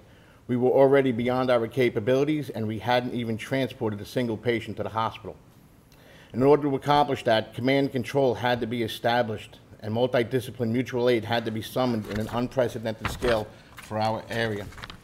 Unfortunately, we measure our response by stating our losses, and that day, 3 people lost their lives, the 2 engineers and 1 passenger. But 162 passengers were injured, 16 severely, and we should begin to realize that we were successful in that every patient that we treated on that day did survive, largely due to the rapid response, on-scene operations, due to the extensive training and superior knowledge, skill, and ability of many emergency response personnel, both on scene and in the hospitals. That day ended for us, and we were proud to say that we saved many from death and further injury, but the lessons learned continue to evolve. The executives of many agencies gathered and conducted very comprehensive evaluations and post-incident analysis of many aspects of this incident. There were models presented to many committees which included natural and man-made disasters related to rail and surface mass transportation. Different target locations were introduced to include transportation hubs and terminals, as well as hard-to-access remote locations as described in this incident. The state of New Jersey and Jersey City has come a long way since that day. As Director Kears has testified to the attraction of attacks on our infrastructure, we in the emergency management and response community are well aware that any place is a potential target. and we respond to each and every one of them to protect the lives of the citizens we are sworn to protect. Many programs have been developed to support our response to terrorism and enhance our ability to operate in these large-scale events. To highlight a few, the Metropolitan Medical Strike Team, the Urban Area Security Initiative funding, or UASI, SAFER grants, which is Staffing to Adequate Fire and Emergency Response, AFG, which is the Assistance to Firefighter Grant, the Port Security Grant Program. These work to enhance in communications, develop threat analysis groups and fusion centers, form specialized teams, enhance training and exercise, to include our working with FEMA for national exercise pilot programs in the most recent exercise we have with the Bakken crude oil transport within Hudson County. Special trained law enforcement teams and rapid deployment forces and information sharing committees were formed. MMRS was developed and was one of the first national grant programs to support emergency response agencies to address gaps in equipment and training. This funding has been discontinued. However, many other programs, such as the UASI, has replaced it and has a more detailed focus structure to provide a better defined overall system. The ongoing interagency communication of radio, data, and live streaming to enhance situational awareness from on-scene operation to senior commanders and executive decision-making officials continues to evolve. Secure radio communications have become better and will continue to grow with the demand. Systems like NJNet and MutualLink are becoming common. Local, county, and state emergency operation centers, fusion centers, and coordination centers are in virtually every city and township, which are used for planned events and natural and man-made disasters. These systems and locations are extremely useful. However, they do have a price tag in the new and evolving technical support that they require. Additionally, challenges in permissions of being able to share frequencies with other agencies is becoming or has been a problem, and we seem to be overcoming that. And the inception of dual and tri-band radios and the complicated user, the training that we'll need to use them is going to be apparent. Specially trained units such as the New Jersey Task Force 1 Urban Search and Rescue Team. Due to the large commitment of manpower and equipment, we were recently the latest to be accepted into the National Urban Search and Rescue Response System. This team began its journey in 1998. From that unit, a new concept was introduced in this region called the Metro Urban Strike Team. Based on a gap analysis from a first responder operating on a collapse to the time that the task force could arrive on scene, it was estimated to be a 1 to 6 hour window. The MUST team, or the Metro Urban Strike Team, fills that gap, and these teams are 9 throughout the UASI region. Their capabilities are structural collapse, trench rescue, technical rescue, and we seek to train and respond in new disciplines as that committee unfolds. As Mr. Sposer stated, the New Jersey EMS Task Force is also a system born from this UASI subcommittee, and it has proven itself to be invaluable. New Jersey Transit provides also evacuation transport in stricken localities such as Jersey City to self-shelter areas. So if we had a shelter in Jersey City and we were in a danger zone, New Jersey Transit would mobilize buses and we would move them to another section of the state which is safe. And I would like to thank you for your support and commitment, and our elected officials for at many levels of government for that. Training and exercise programs in basic to advanced operations, from initial arrival to advanced command and control, have also been developed. These programs are world-class, delivered by the very best instructors in the field. Many are sponsored by the National Office of Domestic Preparedness and similar agencies. These are invaluable. However, they are scaled down by departments due to operating at minimum staffing levels and budgetary concerns to pay for the venues and the expensive cost of replacing personnel. Additionally, the allocation or allowance of federally funded training centers and staff should be seriously reconsidered. Hudson County does not have a fully functional, fully staffed, multidisciplinary training academy and training ground, and this area, being as compressed as it is, severely lacks that. The personnel must be placed off duty and often replaced to attend training academies in other counties, leading to delays in response should they have to be recalled for an emergency within Hudson County. Other programs were the Rapid Deployment Force and information sharing components such as the JTTF, which will be addressed by other capable persons here. But the most important thing that we have today, which we didn't have, is the relationships with the mutual aid partnerships, the police departments, the EMS. Imagine a cop and a fireman getting along and getting things done.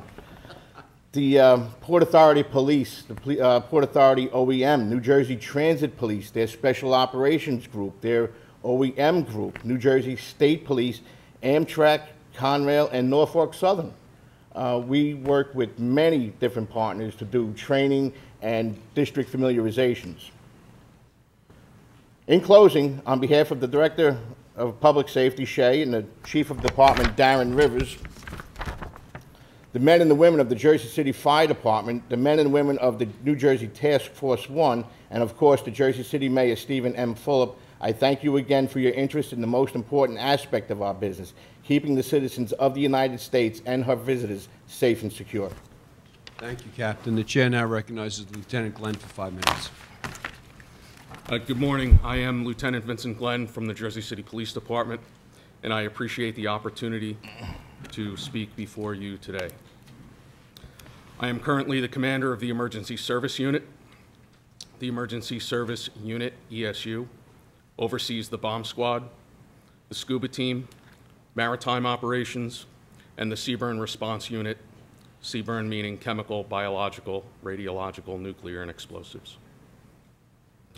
Our specially trained and equipped personnel are responsible for prevention and response to terrorism events, including those in our local port areas, industrial facilities, transit hubs, and commuter corridors. Officers who are assigned to ESU include FBI certified bomb technicians, Coast Guard credentialed boat operators, hazardous materials technicians, and fully certified scuba divers. ESU officers are capable of responding with a full complement of CBRN equipment to assist in the response and recovery of criminal incidents, terrorism events, and other emergencies. Please let me share some relevant details of our city. Jersey City is situated on a peninsula with the Hackensack River and Newark Bay on its western shore, and the Hudson River and New York Bay on its eastern shore. The city's population is nearly 270,000 residents, and it is estimated that daytime commuters more than double that number. Our officers continually collaborate with emergency management officials, law enforcement partners, and first responders throughout the New York, New Jersey metropolitan region in a whole community approach to carefully manage resources and response activities.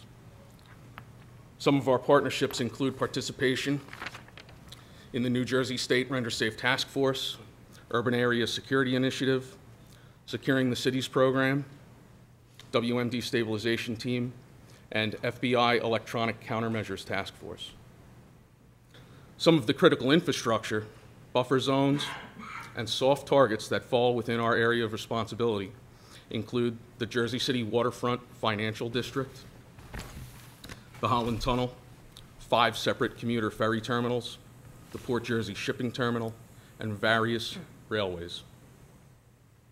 Additionally, ESU's incident prevention and response equipment is utilized along Newark Bay and the Hackensack River for security risk mitigation of the numerous bridge crossings for interstate highways and railways running in and out of the New York, New Jersey region. My fellow officers and I take pride in our training and preparedness. One of the most fundamental aspects of responding to an emergency incident is interoperability. On a daily basis, the Jersey City Police Department, particularly ESU, is constantly working to foster partnerships and improve interagency communications. Training courses, multi-jurisdictional drills, and interdisciplinary exercises prepare us to be ready to respond to every perceived threat to public safety, regardless of whether that threat is predictable or emerging.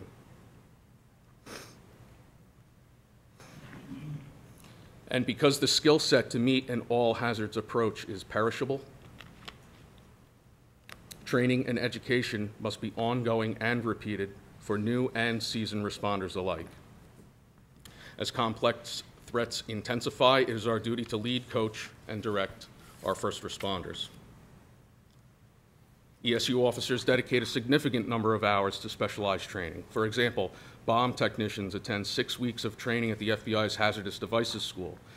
They then continue their education with monthly in-service classes and periodic multi-jurisdictional drills.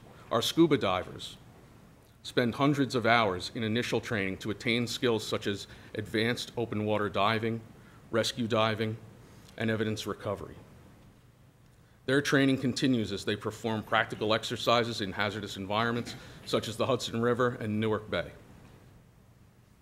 Boat operators are fully credentialed by the National Maritime Service as they learn to pilot our 37-foot Seaburn Rescue Patrol boat.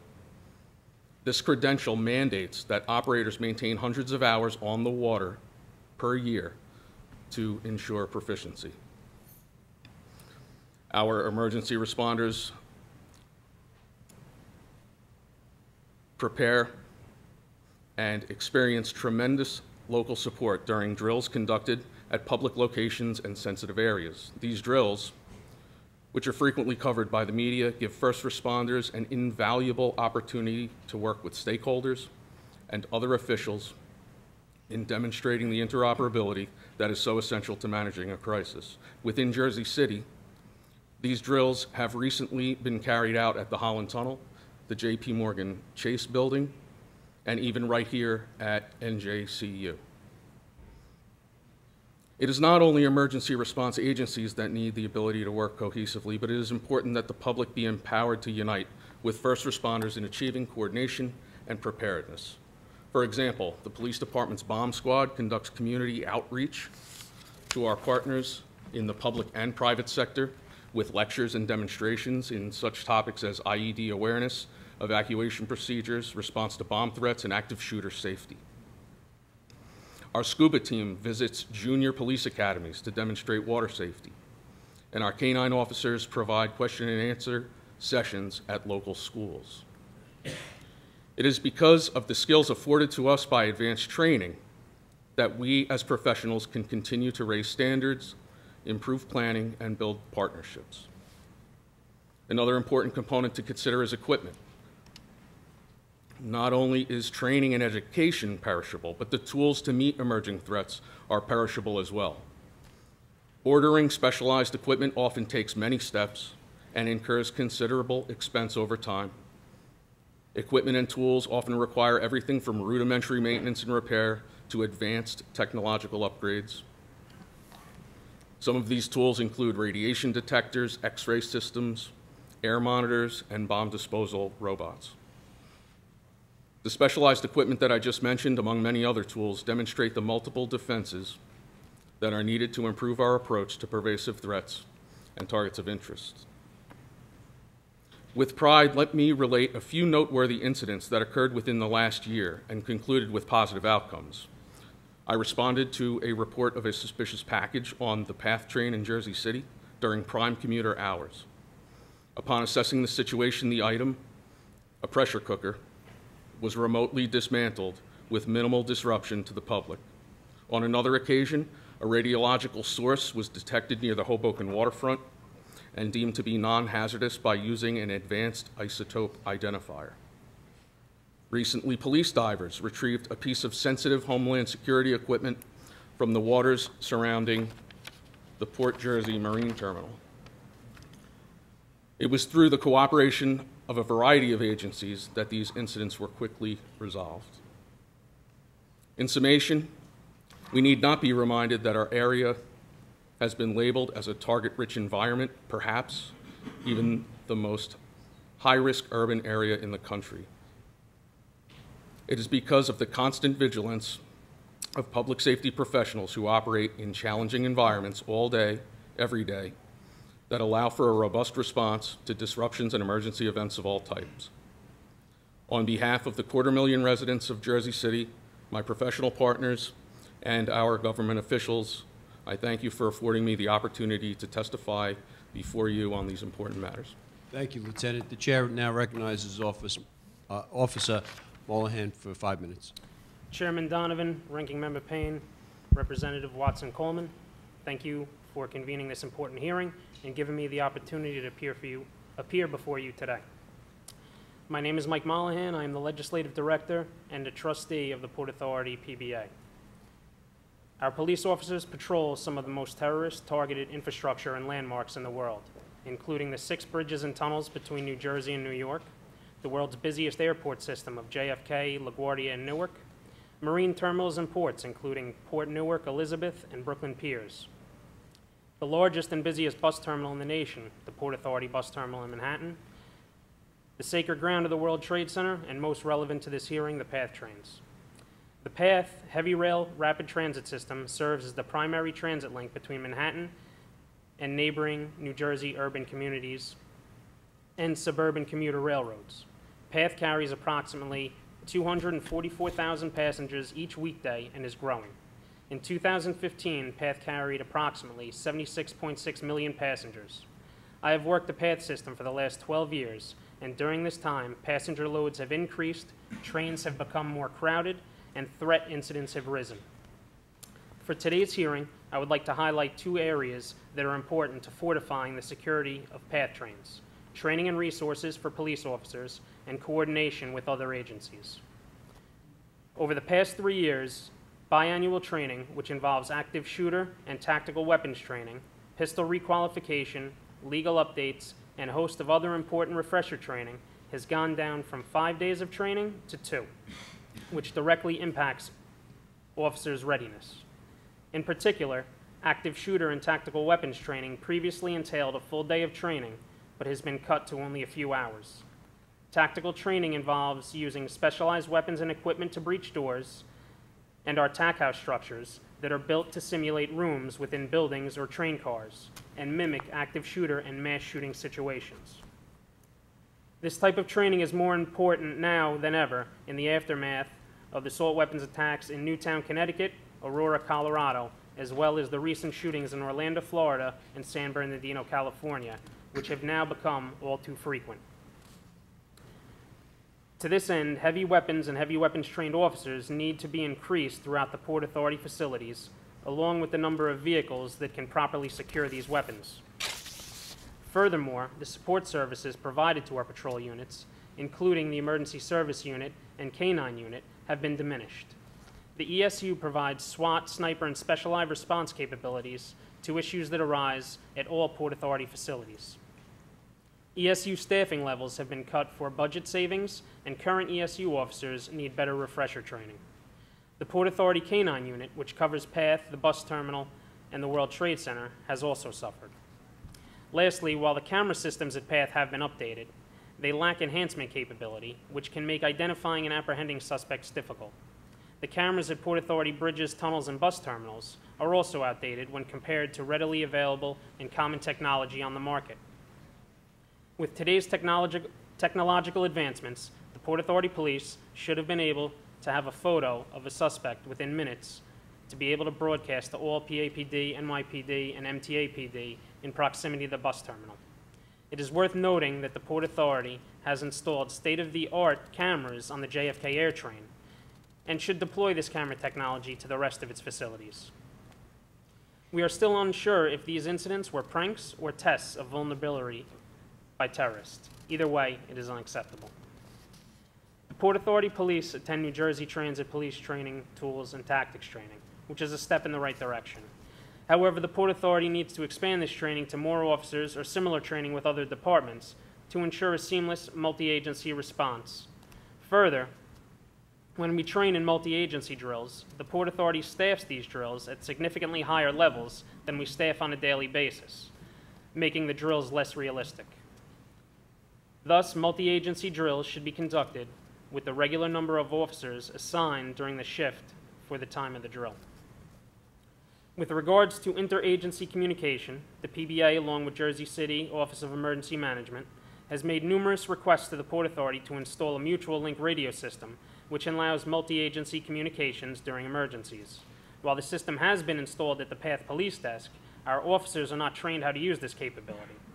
Training on this system should be made available to officers immediately, so that in the event of a multi-agency response, our officers are able to relay information to mutual aid forces in order for a seamless and unified response. The mutual link is a good communication system that needs to be placed at all Port Authority facilities, and we need to be trained in how to use it. Those seeking to disrupt travel and inflict harm are constantly working to identify and exploit vulnerabilities in our system, so we must remain vigilant and aggressive in our posture. Our officers also patrol the World Trade Center, where we witnessed the worst terrorist attack in American history. And I know that men and women who patrol and secure this area never want to let another tragedy like this happen on our watch. In this regard, the most important actions that can be taken to help secure PATH are to increase officer training and resources and to continue to enhance interagency coordination among the various first responder entities within our region. I would request that members of this committee join me on a visit to the PATH facilities and other important Port Authority infrastructure to inspect these issues firsthand and see what needs to be done immediately to address these concerns and properly protect the public. Thank you again for inviting me to appear before your subcommittee, and I look forward to answering any questions you may have. Thank you for your testimony, Officer. Not that we need a reminder of dangerous times we are living in, but as we were all sitting here, 2 men and a woman carrying multiple loaded weapons have just been arrested at the New Jersey entrance to the Holland Tunnel. So the men and women who work for you are out there protecting us as we're sitting here right now. We don't have any further detail on it, but thank you for that. I'd like to, before I ask my questions, and I wanted to note that our colleague, Congresswoman Watson Coleman, had another engagement, but she didn't want to leave before your testimony was over. It was that important to her. Before I ask my questions, I just want to comment. First of all, our committee is known as the Committee on Emergency Preparedness, Response, and Communications, and so many times the communication part of that gets lost. And many of you spoke about how important the communications captain you did, Mr. Sposa, you did, about how important and your efforts in communicating now compared to where they were back in 1993, 1998 are so much more better. So I was certainly glad to hear that. Also, I was very glad to hear that many of your successes you share with other agencies. So there's, we're learning from best practices of our colleagues, so that was refreshing too. I had 2 quick questions, and then I'm going to yield to my friend from New Jersey. One is, what can Congress do to help you and the members of your various services to do your job better? The second thing I want to know is, are you getting sufficient information and readily getting the information about threats to our rail system? So let me open up to the panel. 1, what can we do to help you? And 2, are you getting the information that you need to do your job? Thank you, Mr. Chairman. 2 things. I think that, you know, the UASI grant program, I know how hard you have fought to keep the dollars coming at the current funding levels. I think one thing that would benefit us all is a little more flexibility as far as the use of those dollars for backfill when it comes to training. As Captain Gorman had alluded to, many of the specialized training events out there necessitate replacement of online firefighters and online police officers to attend these events. Unfortunately, on the budget restrictions today, that's greatly been diminished. I think many times we've seen that there have been a significant amount of UASI dollars remaining at the end of the funding cycle, which at many times, you know, folks like yourself question, well, if the money isn't being spent, why do we, you know, keep throwing money into the system? I think if there was more flexibility as far as allowing agencies to utilize some of that fund specific for backfill, that would greatly enhance the training capabilities of all the first responders in the area. As far as the information sharing, I have to say there's been great improvements. In Jersey City's case, we have representatives assigned to the Joint Terrorism Task Force. I coordinate any terrorist events impacting Jersey City, and I have to say over the last couple of years, the flow from the federal level down to the local level has greatly increased. Chairman, I would echo a lot of the comments of Director Kearse. The flexibility assigned to the grant dollars that come down would certainly assist. in procuring the needed things and getting the backfill that is just so important. And when it comes to May I ask, is the director that comes down with the grant money is so stringent that you're only permitted to use it for certain purposes? And if that was expanded or made more flexible, we'd get better use out of our dollars? I think we would, Chairman. Not only if it was more flexible, but to allow for the backfill as well, it would help. One of the other things that It's not permitted now. correct. One of the other things that would assist us greatly would be breaking down a few of the silos. You know, the partners here in Jersey City, we don't have silos. We're all a forward-thinking agency, even though we're multiple agencies. But certainly amongst even the different grant streams within UASI, I think there are still silos that exist, whether it's firefighters talking to hospitals or hospitals talking to public health and different things. So I think a few of those silos, breaking them down would be a great help in the region. And as far as communication with our transit partners, I'll speak for myself and my agency. We work closely with our partners at Port Authority, closely with our partners at New Jersey Transit, certainly through the Jersey City Office of Management. We have representation with the Joint Terrorism Task Force as well, with our federal partners. So getting the information that we need is not a problem right now. Getting it down to the troops could probably be done in a more efficient fashion. And that is not a problem of classification, because we've heard from other witnesses at other hearings that if you don't have somebody who has clearances, it's hard to pass that down. We have to scrub down that information so that people with proper clearances can receive that information. That's not what you're talking about. I think that does play into it a little bit. Speaking for myself, I have clearances so I can get information that I don't necessarily know what I can release, where I sort of err on the side of caution of not releasing classified information versus getting the information to the masses. So I will, quote unquote, dumb it down or smooth it out and get out a general awareness about a problem rather than say the problem is here. Thank you. Sir, the only thing I would, two things I would like to add to my colleagues would be, the current grant system does not allow for a brick and mortar kind of allocation. So using grant money, we cannot build a new facility. And we believe that that should be reconsidered.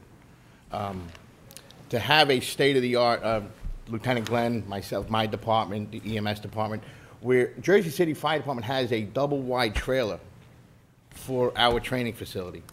I don't want to say it's an embarrassment because good work comes out of that, but we can do better.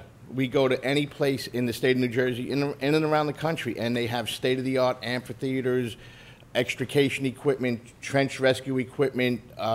In Task Force 1 on Lakehurst, we have what's called the rubble pile that was built, and that's an incredible facility if you've ever been there. But in Jersey City, or in something that we can share with Essex County, we should look to allocate that money to a brick and mortar facility. Recommendation. Thank you. Lieutenant? Yeah. Sir, we've had a lot of success being able to assign personnel out to the Department of Justice, the Department of Homeland Security, Emergency Management, to be able to speak to them on a peer-to-peer basis enhances information sharing. And that's only come about within the past few years. I'm happy to say. But there is a limitation to that, of course, when you lose personnel to another area, you have to backfill those people, which takes time and money. Officer.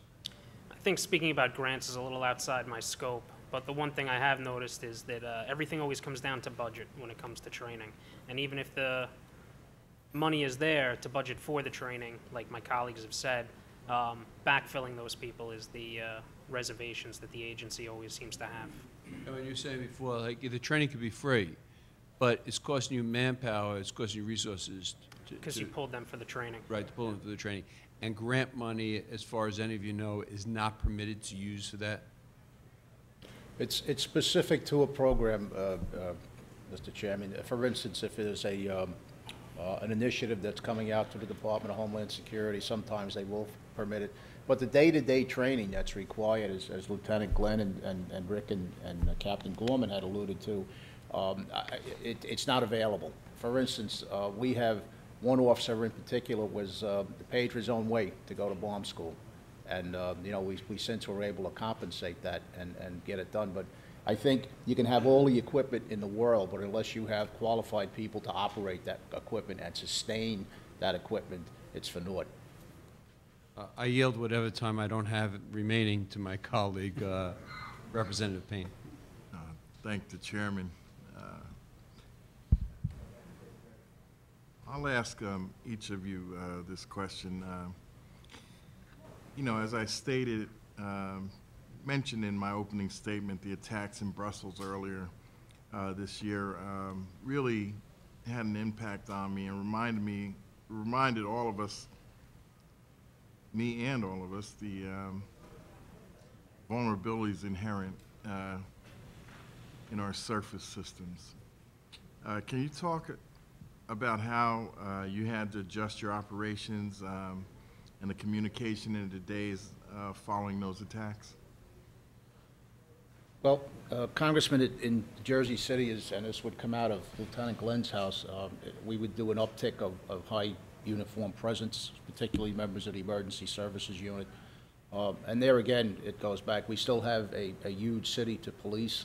Our daytime population is over 500,000 people. So there again, you know, when you have these type of events, you really haven't got time to look at the budget and deal with it, you know, the effects of the additional manpower. You just have to do it. I think the public, the perception of the public requires it. They have to have a feeling of safety and security, and it's incumbent upon us to be able to deliver that service.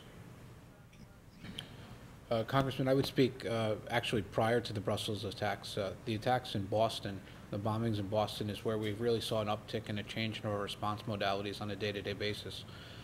Since then, I've deployed nerve agent antidote kits on the bodies of our EMTs and paramedics here in Jersey City, 24 hours a day, 7 days a week. Since the more recent attacks, we've deployed body armor to our emergency medical personnel and issue it to them on a daily basis. And we're in the process right now of deploying bleeding control kits to face those type of attacks and tourniquets and things like that to stop the bleeding, to save lives in a mass attack or mass shooting event, mass bombing event, or transit event. Our roles are changing. The EMS role in particular is changing, where we were on the sidelines for a while in these events, and that's just not the case anymore. The public's perception, and quite frankly, what's needed is for us to be on the front lines and in that second wave of responders inside a potentially dangerous situation. So we went from being on the sidelines to being in the front lines, and the equipment needed to do so is much different. A stethoscope won't protect you inside an active shooter event, but a bulletproof vest will. So we're changing every day. In fact, we're in the process right now of working with our partners to go to the next level and become part of that wave.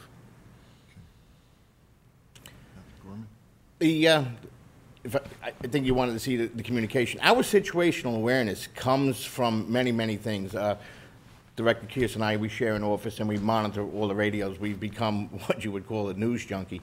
And we listen to everything, even an inflection in a voice. Now, I know Lieutenant Glenn very well. We grew up together. If I hear stress in his voice in the radio, I know something's not right. And we respond to that. And that's the interpersonal relationships that we have. And then we have phone calls. New Jersey Transit OEM, they call me all the time, and with Hudson Light Rail problems. And we start to say, what do you have on your camera? What if, you know, we look at our camera system. In fact, New Jersey Transit is in our office as often as they are in their own, getting video surveillance for crime follow-ups. So that's what we get. But the cell phones and the media, that's where we get a lot of our information. But I have that in the office. The guys responding don't have that luxury of having information. They have to go in harm's way. And as Rick said, they're no longer watching. They no longer have the ability to wait for police and ESU to secure a scene before we have to go in. by virtue of our job, we have to go in and investigate. We've run active shooter drills in Jersey City, and a lot of the scenarios have brought down first responding EMS and fire crews. And once you lose that command and control at a local level on a single unit, it complicates your problem. I would think that trying to get something as a computer-aided dispatch out to the guys to get updated information, to get better response information prior to arrival, I think that would help with our interoperability and our communications. Moving forward, how do we respond to this? Even tomorrow, we're going up to Morris County to deal with a fire subcommittee on how to deal with active shooters. Now, that also is going to take a lot of the groundwork that we've learned in looking for secondary devices when we respond to surface incidents. Mm-hmm. So a lot of the different trainings that we have over the last 20 years is really starting to coalesce. Then it goes back to the training. We have to release the people to get the training, but we can't afford to do it. So there are some changes that need to be made. And to your point, I know that you're familiar with my work around interoperability. Absolutely, the whole, sir. Whole question of communication, and we continue to try to strive to give you the resources and the equipment you need in order to do this quickly and safely for the community and yourselves as well. I've even been approached in terms of trying to help Hudson County get a frequency that all of you can use to that end, and I'm still working on it. So, but most of my work has been around the interoperability question and understand what it means to you in these times of response. So, Lieutenant Glenn, you want? Sir, I would just like to add that we've been very proactive on the police side of the service in deploying those interoperable radios using the frequencies given to us in the spectrum, and we're very privileged to have that opportunity. As far as the Port Authority, specifically at PATH, anytime there's an attack or after the attack, response is usually pretty strong. We deploy a lot of our SOD units, ESU, K9, commercial vehicle inspection unit. The issue is, in between attacks, we tend to get very lackadaisical. So you mentioned, how we react after an attack such as Brussels. Our response after the attack is usually pretty good. It's in between attacks where we're most vulnerable.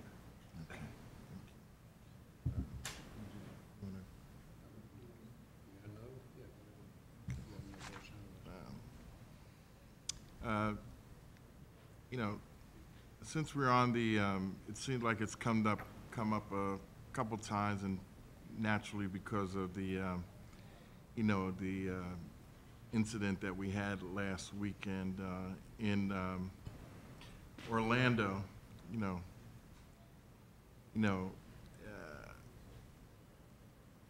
guns can be used to breach security at soft targets to inflict great harm to innocent Americans. So it's critical that we are able to thwart naturally those kind of events and respond to them. I'm not sure, but your agencies have been dealing with scenarios involving active shooters. I believe you even mentioned you're doing one tomorrow. Yes, sir. So how much has that grown over the last year or two in light of what we've seen in South Carolina and San Bernardino and the myriad of issues that we... Well, Congressman, I sit on the UASC Executive Board for Newark and Jersey City, which also oversees the 7 contiguous counties, which in our case represent approximately 4.3 million people, almost, if not more than half of the population of the state of New Jersey, and it's a severe target-rich environment. For FY15, we dedicated specific funding to training and equipping our various first responders in active shooter operations. In Jersey City, we've undertaken conducted a significant amount of training both in the public and private sector. As Lieutenant Glenn alluded to, we recently conducted an active shooter drill here on campus. And to say the least, it's an eye-opening experience. I think the days, in my experience, 30 years as a Jersey City police officer, the days of responding to a call like that and waiting for the specialized units to arrive is long gone. You know, the mindset is now is to engage the actor and neutralize him and then, you know, work on getting the injured and sick and unfortunately killed out of there. I hope that more money will be coming through the system. We had recently just purchased all of the IFAC kits for our police officers. We'll be training them and they will be issued and carried. We're working with Rick to buy them the bulletproof vests that they need. And then after that, we're moving towards our fire service. What we're looking to do here is to engage all of our first responders in an active shooter situation. The years of them and us is no longer here. It's one operation to to combat these types of events. Congressman, I would echo Director Kearse's statements in that it's a partnership unlike any I've ever seen, and it's a necessary partnership. The recent events just underline that need. These events aren't going away, and we need to be prepared for them, and the way to save lives is to work together, to have the right equipment in the right hands at the right time, and we're doing that in this region. Yes, I would concur with my colleagues. It is an eye-opening experience. When I was hired, I didn't suspect I would be fitted for a bulletproof vest to put fires out, but this world has changed, and so do we, and our tactics have to change as well. We will work on this committee tomorrow, and we will come up with a solution to keep our members safe in the fire service, our brothers and sisters in other agencies, and our citizens. So we have a lot of work to do tomorrow. Thank you. Benny? Sir, I could say firsthand that not only has the frequency of our active shooter drills increased maybe even threefold from just 10 years ago, but perhaps even more importantly, there's been a large increase in the participants and the partners that we work with at these drills. Our drills shifted a little bit. We used to do a lot of active shooter within the department. That has decreased. We now do more interagency drills. So to say if our drilling has gone up or gone down, it's probably stayed about the same. It's just kind of shifted in how we do it.